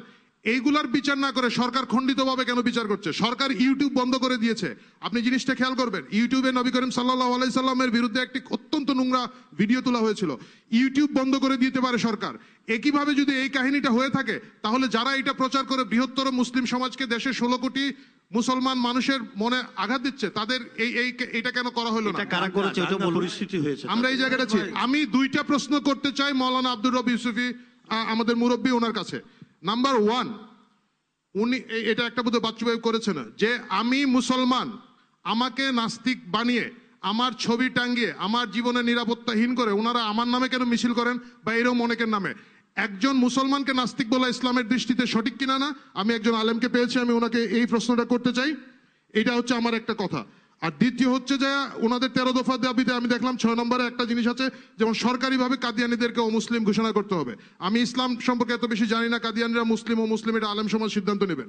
কিন্তু মওদুদিবাদের যে ভ্রান্ত ধারণার মাধ্যমে আমাদের ইমান আকিদাকে ক্ষতি করা হচ্ছে, এই বিষয়ে হেফাজতে ইসলামের বক্তব্য কি? জি, আপনাকে অনেক ধন্যবাদ। আমরা যাব আপনার কাছে, তার আগে এখানে অনেকগুলো প্রশ্ন জমে এসেছে। আমি একটু শওকত ভাইয়ের কাছে জিজ্ঞেস করবো, আপনি যদি এগুলো উত্তর দেন একটু প্লিজ। আমার কাছে আসবো, অবশ্যই আসবো। আমার কাছে একটা বিষয় একটু খটকা লাগছে। আজকে আমাদের গোল টেবিলের এই আলোচনার শিরোনাম কি? যে রাজনীতি কি ফায়দা হাসিলের স্বার্থে, আরেকটা কি না জনগণের জন্য, জনগণের স্বার্থে। আমার মনে হয় আমাদের এই ধরনের আলোচনায় কোনো প্রজাতন্ত্রের কর্মচারী কিন্তু অংশ নিতে পারেন না। ইসলামী ফাউন্ডেশনের ডিজি কিন্তু প্রজাতন্ত্রের একজন কর্মচারী। আপনি রাজনৈতিক বিষয়ে টকশোতে কিন্তু সরকারি কর্মচারীদের অংশগ্রহণ কিন্তু এটা কিন্তু সাংবিধানিকভাবে, বা আমি বলবো যে আরটিভির বিচারেও কিন্তু এটা অনৈতিক কাজ। আমি আমার কথাটা আমি বলে নেই, আমি আপনার কোনো ব্যক্তি মতের কথা বলছি না। আপনি একজন সরকারের একজন ঊর্ধ্বতন কর্মকর্তা, আপনার কিন্তু কোনো রাজনৈতিক বিতর্কে বা টকশোতে বা প্রকাশ্য মতামত দেওয়া আপনার আইনের লঙ্ঘন। কিন্তু সরকারি কর্মচারীর নির্দেশিকা বা সেক্রেটারিয়েট ইনস্ট্রাকশন এটা লঙ্ঘন। দ্বিতীয়ত আপনি কোনো যদি মন্ত্রী মর্যাদা হয়ে থাকেন আমার কোনো আপত্তি নেই, কিন্তু আপনি মন্ত্রী মর্যাদা না। দ্বিতীয়ত আপনি একটি রাজনৈতিক দল সম্পর্কে আপনার প্রকাশ্য মতামত দিচ্ছেন। কোনো প্রজাতন্ত্রের কোনো কর্মচারী কিন্তু কোনো রাজনৈতিক দল সম্পর্কে প্রকাশ্যে মতামত দিতে পারেন না। এটি আমি সবিনয়ে আমি এই বিষয়ে উল্লেখ করছি। দ্বিতীয়ত যে শাহবাগ থেকে কোনো ইসলাম বিদ্বেষী প্রচারণা করা হয়নি, এই কথাটি বলা হচ্ছে। স্বরাষ্ট্র মন্ত্রণালয়ের যে কমিটি হয়েছে, সেই কমিটির কাছে আলেম সমাজ কয়েকজন ব্লগার সম্পর্কে প্রমাণ সহ তারা কাগজপত্র বা অভিযোগ সাবমিট করেছে, এবং সেই কাগজপত্রের ভিত্তিতেই কিন্তু আমার যতদূর মনে পড়ে সরকার বলছে যে তাদের গ্রেপ্তার করা হয়েছে। এবং যাদেরকে গ্রেপ্তার করা হয়েছে তারাও কিন্তু শাহবাগের গণজাগরণ মঞ্চের উদ্যোক্তা, কোন রাজনৈতিক দলের সদস্য বলে আমরা জানি না, কিন্তু প্রতিবাদ করছি তারা কেউ উদ্যোক্তা নন। যাই হোক, আমি প্রথম দিকে হয়তো কেউ থাকতে পারেন, কেউ থাকতে পারেন, হয়তো অত নাম, কিন্তু সহযোগী উদ্যোক্তা হতে পারেন। কয়েক লক্ষ লোকের ধর্মবিশ্বাস দেখা যায় তো মঞ্চ না। এই কারণে আমার কাছে মনে হয়েছে কাউকে মঞ্চে দেখা গেছে বা তারা মঞ্চ প্রতিনিধিত্ব করেছেন, এই ধরনের কিন্তু ঘটনা নাই শওকত ভাই। এরপরে যে আপনারা প্রতিবাদ করেছেন, যে তাদের গ্রেপ্তারের প্রতিবাদ, এর মধ্যেও আমার মনে হয়েছে যে আপনাদের লোক বলি হয়তো আপনারা প্রতিবাদ করেছেন, এটা আমার কাছে মনে হয়েছে। কিন্তু একটি কথা, যে স্বরাষ্ট্র মন্ত্রণালয়ের এই কমিটির কাছে যদি আলেম সমাজ প্রমাণ সহ কোনো অভিযোগ দিয়ে থাকে, আপনারা পাল্টা প্রমাণ দিয়ে কেন ওই কমিটির কাছে হাজির হলেন না যে এইগুলো সত্য নয়, তারা এইগুলো লেখেনি? এই প্রশ্নটাও তো আমাদের কাছে উঠতে পারে। তৃতীয়ত, আমাদের অ্যাডভোকেট রেজাউল ভাই বলেছেন যে বিসমিল্লাহ আছে। এখন বিসমিল্লাহ মানে আল্লাহর প্রতি অবিচল আস্থার কথাটা আগে সরাসরি ছিল, এখন বিসমিল্লাহির রহমানির রহিম দিয়ে আমাদের বুঝে নিতে হবে। এই কাটা ছেড়াটা কেন? আপনি বলছেন যে আপনারা আইনের মানুষ, আমরা জানি না, আমাদের তো একটা বোধ বুদ্ধি আছে। আপনার কাইন্ড ইনফরমেশন জন্য বলি, বিসমিল্লাহ আছে আলাদাভাবে, বিসমিল্লাহ আলাদাভাবে আছে। আর প্রস্তাবনার দ্বিতীয় প্যারাগ্রাফে পরম করুণাময় আল্লাহ রাব্বুল আলামিনের নামে দিয়ে শুরু করা হয়েছে। এই শুরুটা দিয়ে কি আমার অবিচল আস্থা বুঝে নিতে হবে? আমার উপর আমি পরিপূর্ণ বিশ্বাস। আমি ওনার বক্তব্যের সাথে শুনেন, শওকত ভাইয়ের প্রশ্ন হলো আমাদের জুডিশিয়ারি সংক্রান্ত বিষয় 116 কিন্তু বিসমিল্লাহ।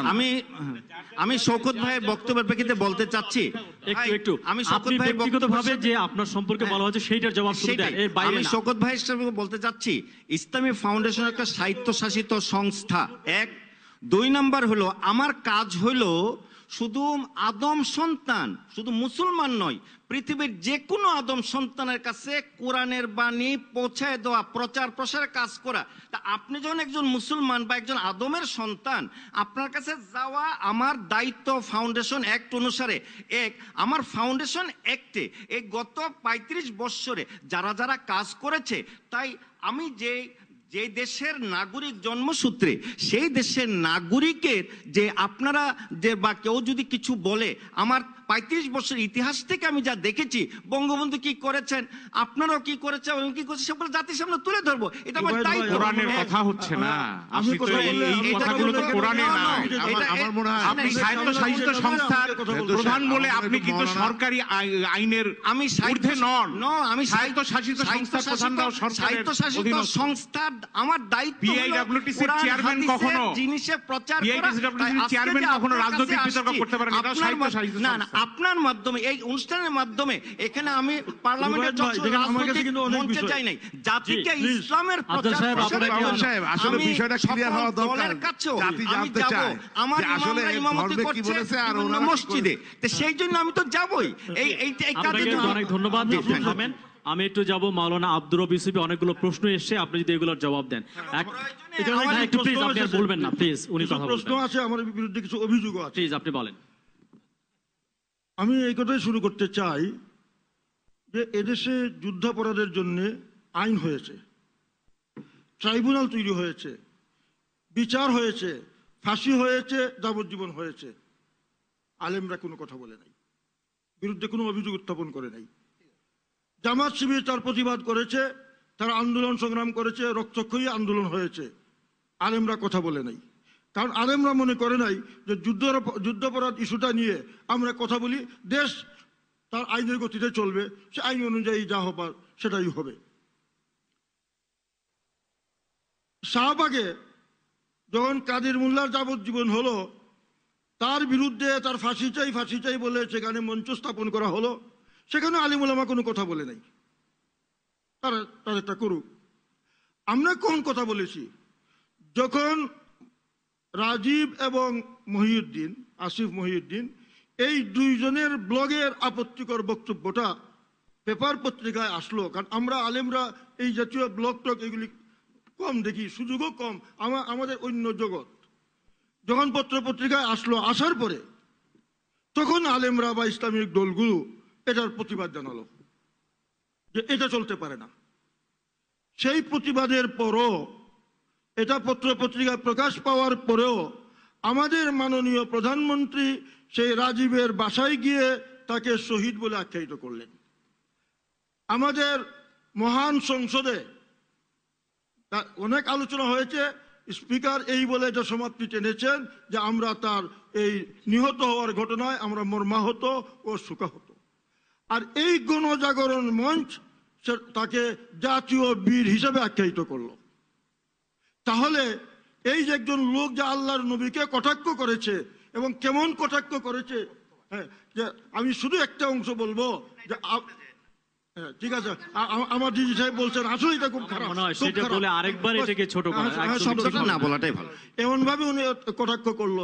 সেই লোকটাকে যখন গণজাগরণ মঞ্চ থেকে তার বিষয়টি প্রকাশ পাওয়ার পরও জাতীয় বীর হিসেবে আখ্যায়িত করলো, তাহলে কি মহানবীর উপর আক্রমণ করার কারণে সে জাতীয় বীর হলো? তারপরে আমি আসতে চাই, এই যে জাতীয় আমাদের সংবিধানে আল্লাহর উপর আস্থা ও বিশ্বাস, এখানে একটু ভুল বুঝাবুঝি হয়ে গেছে। আসলে সংবিধানে আল্লাহর উপরে আস্থা ও বিশ্বাস এটা ধর্ম নিরপেক্ষতার স্তরে মূলনীতির মধ্যে ছিল। আমাদের সরকার এটাকে মূলনীতি থেকে আউট করে দিয়ে এখানে আবার সেই পুরানা 72 সনের আবার ধর্ম নিরপেক্ষতা প্রতিস্থাপন করেছেন। আর বিসমিল্লাহ কখনো সংবিধানের মূলের অন্তর্ভুক্ত ছিল না, প্রস্তাবনার মধ্যে ছিল। আমরা যখন এই ধারা মূলনীতি পরিবর্তন করা হয়, আমরা হরতাল দিয়েছি এবং আমি হরতাল ঘোষণা করেছিলাম। আমি ব্যাখ্যায় বলেছিলাম যে বিসমিল্লাহ দিয়ে আল্লাহর উপর আস্থা ও বিশ্বাস এটা ঢাকা যাবে না, কারণ ওটা মূলনীতি। এখন ধর্ম নিরপেক্ষতা একটা মূলনীতি, এটা যখন আদালতে চলে যাবে চ্যালেঞ্জ করবে এই মূলনীতি দিয়ে, তখন এই সংবিধান আর বিসমিল্লাহ থাকবে না, সরকার এটাকে বন্ধ করতে হবে। আবারও আপনার কাছে আরো কিছু আসবো। প্রশ্ন আমার উপর আছে। আচ্ছা, না একা বলে ফেললে হবে না, আরো অনেক প্যানেলিস্ট, আমি আবার আপনার কাছে আসবো। মাননীয় মন্ত্রী, আপনার কাছে জিজ্ঞেস করবো, আজকে যেরকম মতিঝিলে সমাবেশ থেকে কিন্তু বলা হয়েছে এটি একটা নাস্তিক সরকার, এবং বলা হয়েছে মাননীয় প্রধানমন্ত্রীর নাম ধরেই যে তার দুগারে, সেই শব্দটা আমি বললাম না, কিন্তু আপনাদের স্বরাষ্ট্রমন্ত্রী আবার মতিঝিলের সমাবেশকে স্বাগত জানিয়েছেন সুন্দরভাবে শেষ করবার জন্য। তো এইটা যদি একটু বলেন, যে স্ববিরোধী জায়গা হচ্ছে কিনা প্লিজ। মাইক্রোফোন। বিষয় আসলে এখানে একটু আমি আপনাকে বলতে চাই, আমরা এই জন্য জানিয়েছি যে ওনাদের সঙ্গে সরকারের একটা চুক্তি ছিল, চুক্তি ঠিক নয় আসলে, একটা সমঝোতা ছিল যে যাতে সুষ্ঠুভাবে শান্তিপূর্ণভাবে তারা এই সমাবেশটা সমাধান করে, সমস্যা শেষ করেন, এবং সেটা ওনারা করেছেন। সেই কারণে আমরা তাদেরকে ধন্যবাদ দিয়েছি যে আপনারা সুন্দরভাবে জামাত ইসলামের মতো বা তাদের পাল্লায় পড়ে ওনারা যে এখানে কোনো নাশকতা করেন নাই, এই জন্য ওনাদেরকে ইয়ে করা হয়েছে, ধন্যবাদ জানানো হয়েছে। কিন্তু প্রশ্নটি হলো, পরিবেশটা আপনারা সৃষ্টি করেছিলেন, আল্লাহ আমাদেরকে হেফাজত করেছে। প্রশ্নটি হলো যে কথাটা বলেছেন নাস্তিক এই সরকার, মুরতাদ এই সরকার, আমি মৌলানা রব সাহেবকে জিজ্ঞেস করি নাস্তিক শব্দের অর্থটা কি? আমরা বাংলা যদি বলি যে সৃষ্টিকর্তার উপরে যার বিশ্বাস নাই, আর মুরতাদ উনি বলেছেন ধর্মদ্রোহী। আমি যদি ওনাকে জিজ্ঞেস করি যে জননেত্রী শেখ হাসিনা মাননীয় প্রধানমন্ত্রী, উনি প্রতিদিন আমার জানা মতে 5 ওয়াক্ত নামাজ পড়েন, রোজা রাখেন এবং ধর্মীয় অনুশাসন পালন করেন, উনি সরকার। আমি একজন মন্ত্রী তার সরকারের, আমি 5 ওয়াক্ত নামাজ পড়ি, আমি রোজা করি। আমার বাবা তিনি একজন পরহেজগার ব্যক্তি ছিলেন, মাদারীপুরে মৌলানাদের নেতৃত্ব করতেন, আওয়ামী লীগও করতেন, মৌলানাদের, এবং 3 বার পার্লামেন্টের মেম্বার ছিলেন। এখন তাইলে কি আমিও তাহলে নাস্তিক? আপনি তো আমাকে সরকারকে, যখন শেখ হাসিনা সরকার নাস্তিক, তার মানে আপনি আমাকে নাস্তিক বলে দিলেন। কে কাকে নাস্তিক বলতে পারে? যে একবার আপনি বলেন, আমার কথাটা যদি মিথ্যা হয়ে থাকে আমি জানি না, যদি যে লা ইলাহা ইল্লাল্লাহু মুহাম্মাদুর রাসূলুল্লাহ পড়েছে একবার এবং বিশ্বাস করেছে, তাকে নাস্তিক আপনি বলতে পারেন কিনা? এক। তারপরে কি বলেছেন মাওলানা জুনায়েদ? তিনি বলেছেন যে মুনাফেক অর্থাৎ দ্বিমুখী। আমি যদি বলি আপনাকে সাক্ষী রেখে, যখন ৭১ টেলিভিশনে কর্মীদের উপরে হামলা হলো চট্টগ্রামে, যখন তাকে সাংবাদিক সম্মেলনে জিজ্ঞেস করা হলো যে আপনারা হামলা করেছেন, উনি বলে দিলেন যে উনি এটা ছাত্রলীগ করেছে। আমার প্রশ্নটি হলো, একজন মাওলানা, উনি যদি এইটা সত্য কথা বলা হলো না, ওনাকে কি বলবেন?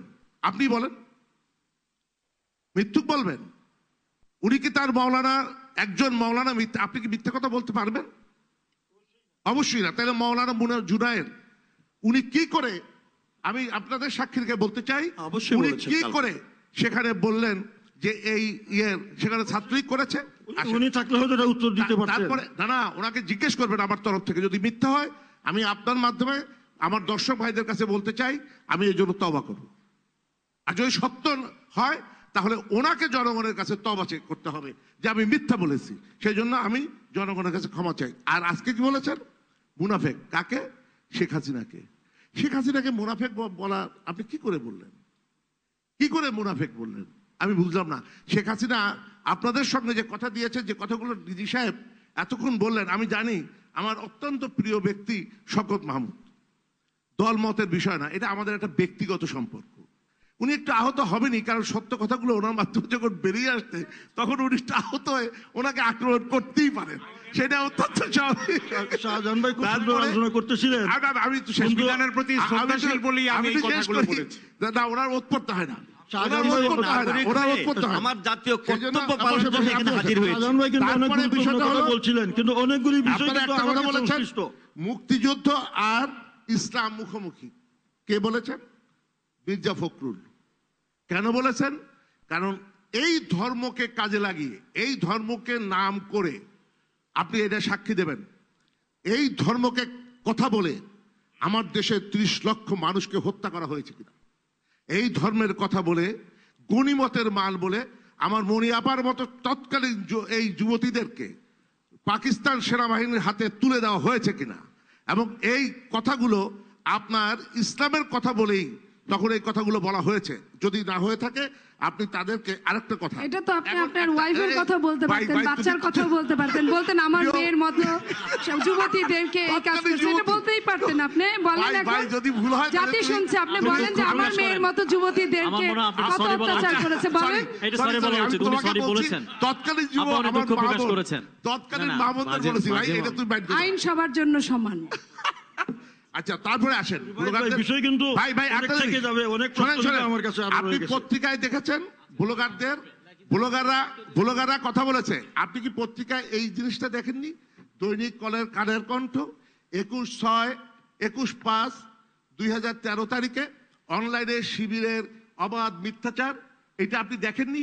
এইটা কি দেখেননি যে এখানে যে আমাদের একজন জামাতের লোক তারা বলে দিল মক্কা শরীফের ইমাম সাহেব তিনি সাইদির জন্য, মানব মুক্তির জন্য গিলাপ টানিয়ে করেছেন, তার বিরুদ্ধে আপনি কথা বললেন না কেন? তার বিরুদ্ধে কেন বললেন? আপনার কিছু এই জবাবগুলো আমি আপনাকে মানববন্ধন যদি না দেন তাহলে আমি বুঝবো সেই মানববন্ধনের তার বিরুদ্ধে সে কাবা শরীফকে অপমান করেছে, সে ধর্মকে অপমান করেছে, সে আল্লাহর প্রতি অনাস্থা স্থাপন করেছে, তাকে কেন আপনি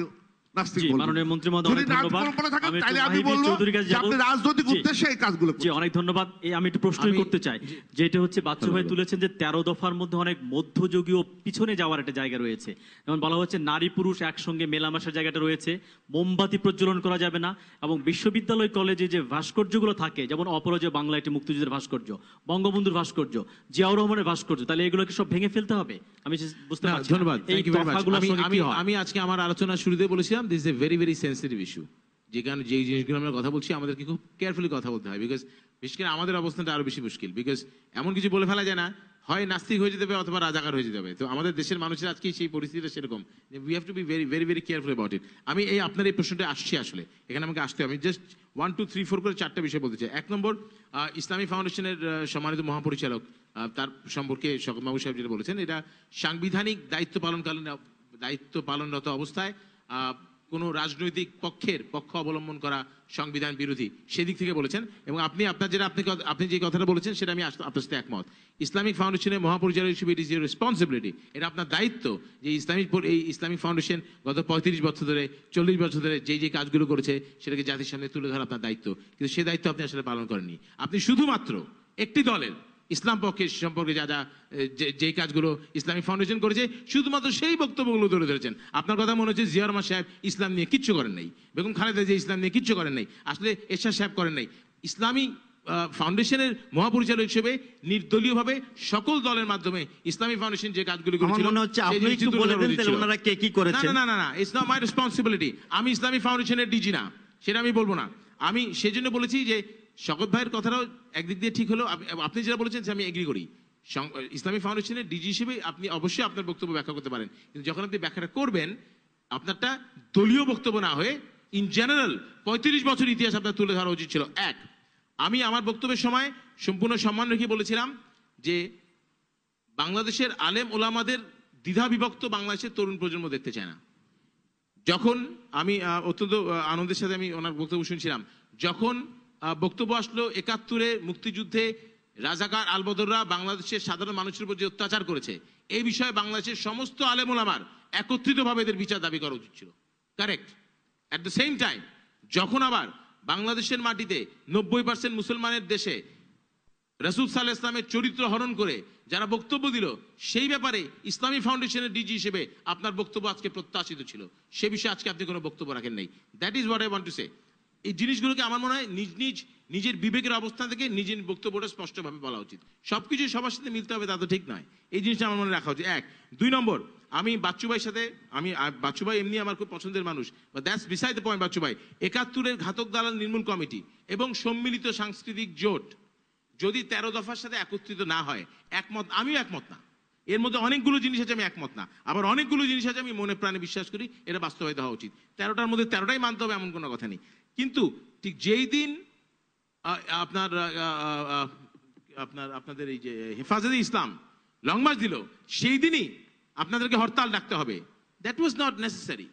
এটা নেসেসারি হওয়া উচিত, তাদের কর্মসূচি তারা পালন করতে পারতো।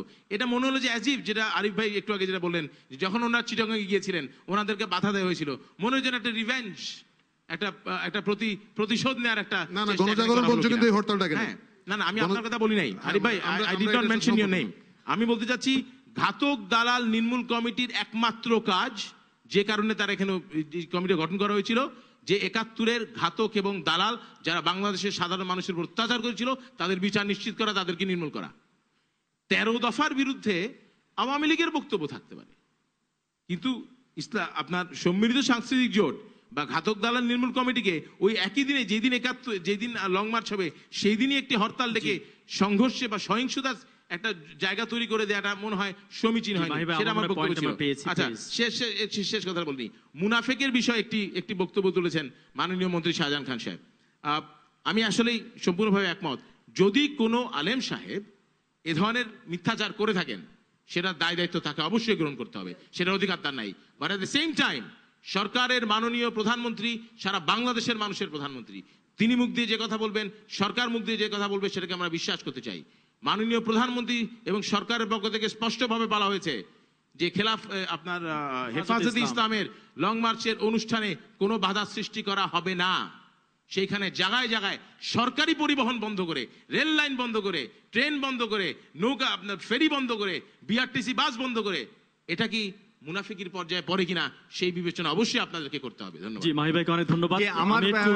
আমি যাবো এটা আপার কাছে যাব। হেফাজতে ইসলামের আজকে যে মতিঝিলের মঞ্চ থেকে একটা বলে নারী নেতৃত্ব সম্পর্কে, তাদের নারী নেতৃত্ব হারাম, তো আপনি তো নারী নেতৃত্বের একটা অংশের মধ্যেই পড়েন এবং বিএনপি সেটা কিন্তু সংহতি জানিয়েছে, কিভাবে দেখবেন? উপস্থাপন করা হচ্ছে রুবাই ভাই, আমাদের এই আজকে মতিঝিল থেকে বক্তব্য দেওয়া হয়েছে, আমি দফা বলিনি, বক্তৃতা বলেছি না মাওলানা সাহেব, এটা বক্তব্য বলা হয়েছে। এবং নারী পুরুষ একসঙ্গে কাজ করতে পারবে না, সেটাও এখান থেকে বলা হয়েছে। আর লিখিত দুটো এক জিনিস না, আমি প্রথমেই বলি না,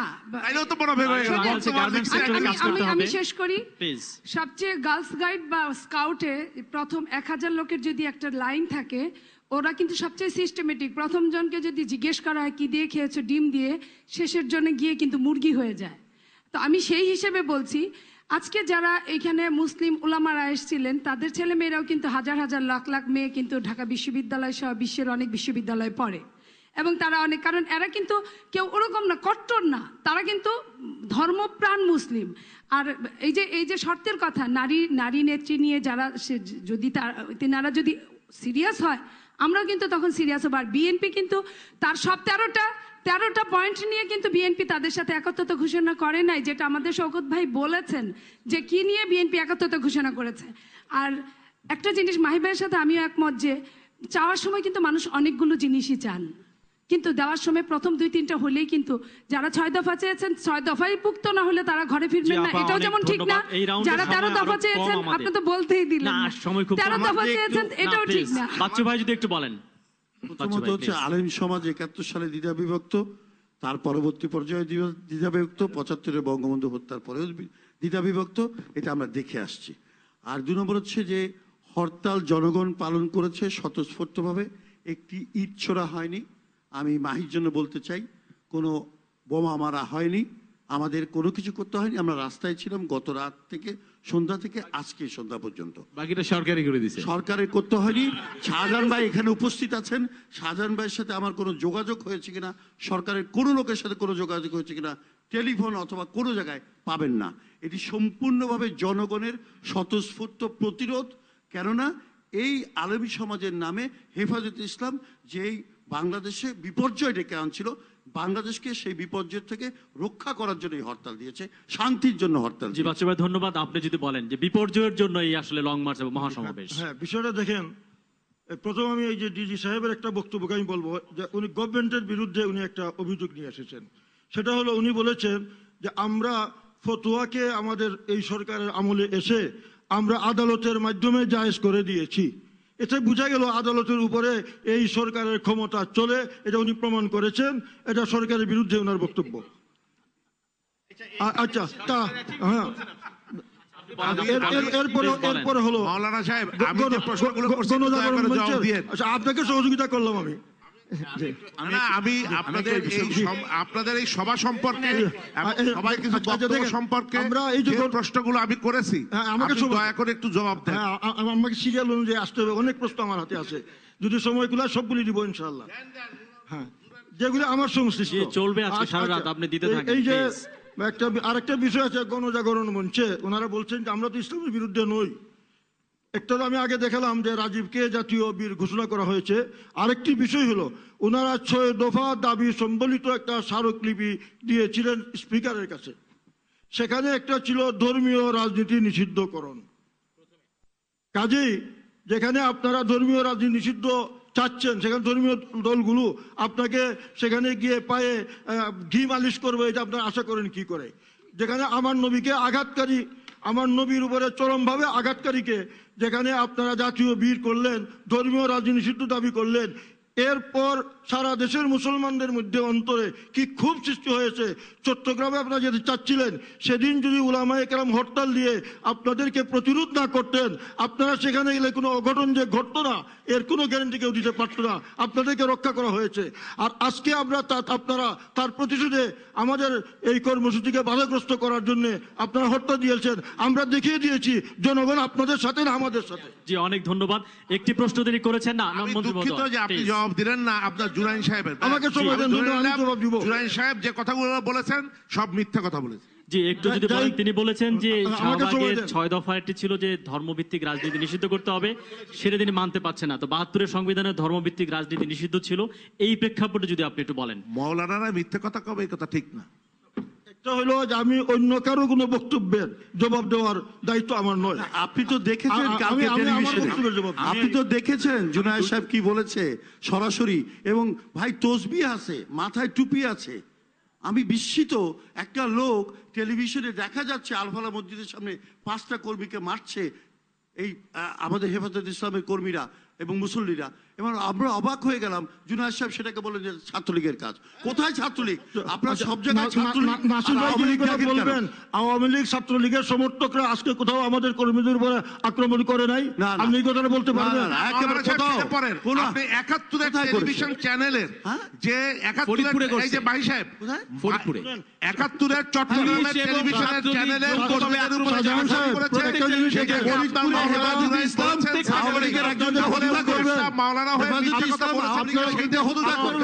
এতদিন বন্দুকের নল ছিল জনগণের দিকে, এখন কিন্তু বন্দুকের নল কিন্তু আপনাদের দিকে চলে গেছে। গতকাল কামরাঙ্গীরচরে পুলিশের গুলিতে আওয়ামী লীগের কর্মী বা ছাত্রলীগের কর্মী মারা গেছে।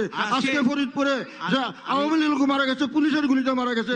বন্দুকের নল কিন্তু ঘুরে গেছে, বন্দুক কিন্তু জনগণের কাছে আসছে। আপনি ভুল বলছেন, আপনি এই কথাটি বলেন না। এটা পিটিয়ে মেরেছে আওয়ামী লীগের একজন নেতাকে, হেফাজত ইসলামের লোকজন পিটিয়ে মেরেছে, সেটা পরিষ্কার। আজকে পুলিশ অবশ্যই না,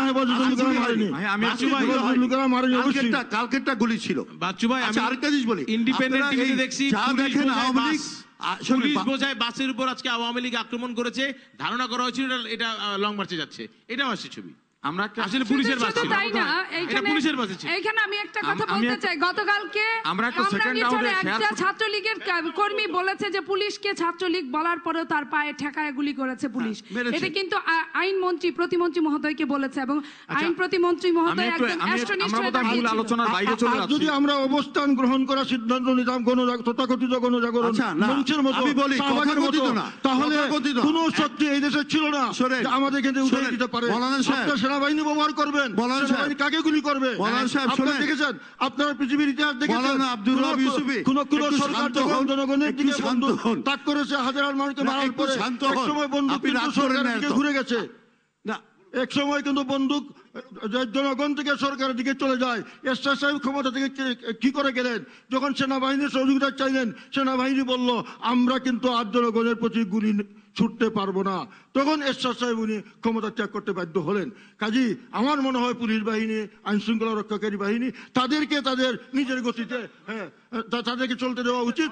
এবং আমরা ইসলামী আন্দোলনকারীরা, বিশেষ করে হেফাজত, বাংলাদেশ খেলাফত মজলিস, আমরা এই নিশ্চয়তা দিতে পারি আমরা কোনো ধরনের নাশকতা। আজকে স্বরাষ্ট্রমন্ত্রী মহোদয় হেফাজত ইসলামকে ধন্যবাদও দিছে এই সহিংসতা না করার জন্য। আমরা ওনাকে ধন্যবাদ দিতাম যদি উনি ওনার আইন শৃঙ্খলা কারেক্ট, কিন্তু এই বিশাল মহাসমাবেশ যদি সেখানে বসে পড়তো, তাহলে দেশের পরিস্থিতিটা কি হতো? আমি এই জায়গায় যে অত্যন্ত সচেতন ভাবে আমাদের চাপ ছিল, ইসলাম যে দায়িত্ব আমাদের নিয়েছে, কর্মীদের থেকে চাপ ছিল যে আমরা এখানে অবস্থান করব অনির্দিষ্টকালের জন্য, আর না হয় অনির্দিষ্টকালের জন্য হরতাল হবে। আমাদের নেতা অত্যন্ত উপরের লোক। কেউ কেউ বলে, আপনি মাইন্ড করেন না, আল্লাহ কেউ কেউ বলে আজকে এত বড় সমাবেশের পর আপনারা যদি অবস্থান নিয়ে বসে না পড়ে এই যে চলে আসলেন, সরকারের সাথে আর কোনো আঘাত হয়েছে নাকি? অবশ্যই না।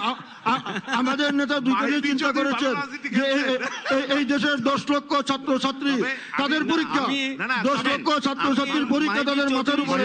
আর একটি বিষয় হলো বড় ধরনের সংঘাত হতে পারে, এই সংঘাতকে এড়াবার জন্য আমাদের নেতা মহান দায়িত্ব। এগুলো হচ্ছে রাজনৈতিক এক ধরনের উস্কানি দেওয়া। এটা গণজাগরণ মঞ্চকে বলা হচ্ছে আওয়ামী লীগের পকেটে ঢুকানো হচ্ছে। হেফাজতে ইসলাম খুব সুন্দরভাবে একটা কর্মসূচি করে চলে গেছে, এখন তাদেরকে সরকারের সাথে দিয়ে উস্কানি দেওয়া হচ্ছে যে রাস্তায় বসে থাক। আচ্ছা ভাই, আমি এই উত্তেজনা প্রশমের জন্য একটু মজা করে ঠান্ডা করার আওয়ামী লীগের সবাইকে সমানভাবে দেখি না। আওয়ামী লীগের অত্যন্ত পরেজগার ধার্মিক লোক আছে। কিন্তু একটা কথা আমি বলি, যখন আমাদের সংবিধান থেকে আল্লাহর উপরে আস্থা বাদ দেওয়া হলো, আর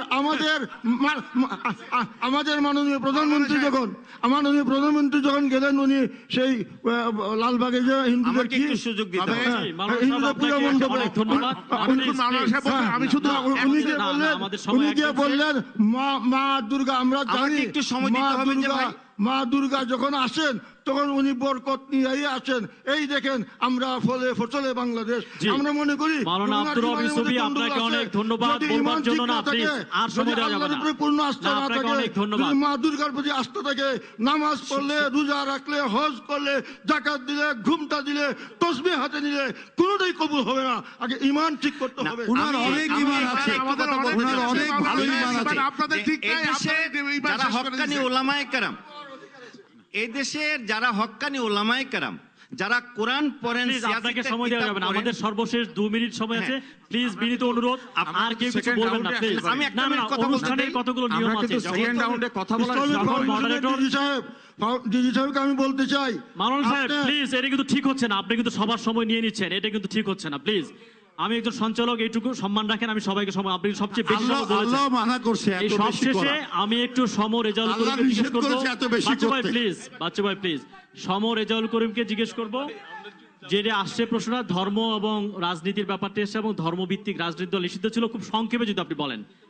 সংক্ষেপে, আপনার গেস্টরা একাধিকবার বলছেন আমরা তো সেকেন্ড রাউন্ডে সুযোগ পাচ্ছি না। মাওলানা আব্দুর রব ইউসুফী আছেন, আমার একটা জিনিস তার খুব ভালো লাগছে, কিছু কিছু প্রশ্ন শাহজাহান ভাই করছেন, নাসিরউদ্দিন ইউসুফ করছেন, আপনি ভূমিকায় যে আপনার সময় 1 মিনিট, সেই প্রশ্নে উনি সঠিক জবাবটা ওনার অবস্থান থেকে দেওয়া সম্ভব হয়নি। প্রথম কথা হলো, মদিনা সনদে কি কোনো রাষ্ট্রধর্ম ছিল? রাসূল করিম সাল্লাল্লাহু আলাইহি সাল্লামের চাচাকে শেষ পর্যন্ত ধর্ম গ্রহণ করতে, ইসলাম গ্রহণ করতে বাধ্য করা যায়নি। তার অর্থ নয় রাসূল তাকে হেফাজত করেননি। তার অর্থ এই নয় যে মদিনায় সেখানে যারা অন্য ধর্মাবলম্বী ছিল তাদের নিরাপদ আশ্রয় ছিল না। 1972 সনের সংবিধানে সকল মানুষের জন্য একটা ব্যবস্থা রাখা হয়েছিল। সেখানে কথাটা কিন্তু ছিল রাষ্ট্র সকলের, ধর্ম যার যার। আমি যদি সংবিধানে আপনার কথা অনুযায়ী বলি ইউসুফ সাহেব, সংবিধানে আমি সবকিছু নিলাম, সংবিধান নামাজ পড়ে না। আমি যদি মনে প্রাণে আল্লাহ রসুলের উপর বিশ্বাস রেখে ঈমান না রাখি, আপনি যদি হক্কানি আলেম হিসাবে বাইরের আপনার বাহ্যিক দৃষ্টি হলে আপনি রাখলেন না, শুধুমাত্র কনস্টিটিউশনে লিখলেই কি সবকিছু হয়ে যাবে? এবং সেটার যতটুকু চেঞ্জ হয়েছে সর্বোচ্চ আদালতের রায়ে। আর একটা কথা বলছেন যে আদালতের রায় দিয়ে ফতোয়া, বিষয়টা বোধহয় ভুল ধারণা হলো। সেটা হলো ফতোয়া দিয়ে যত্রতত্র আইনের পরিপন্থী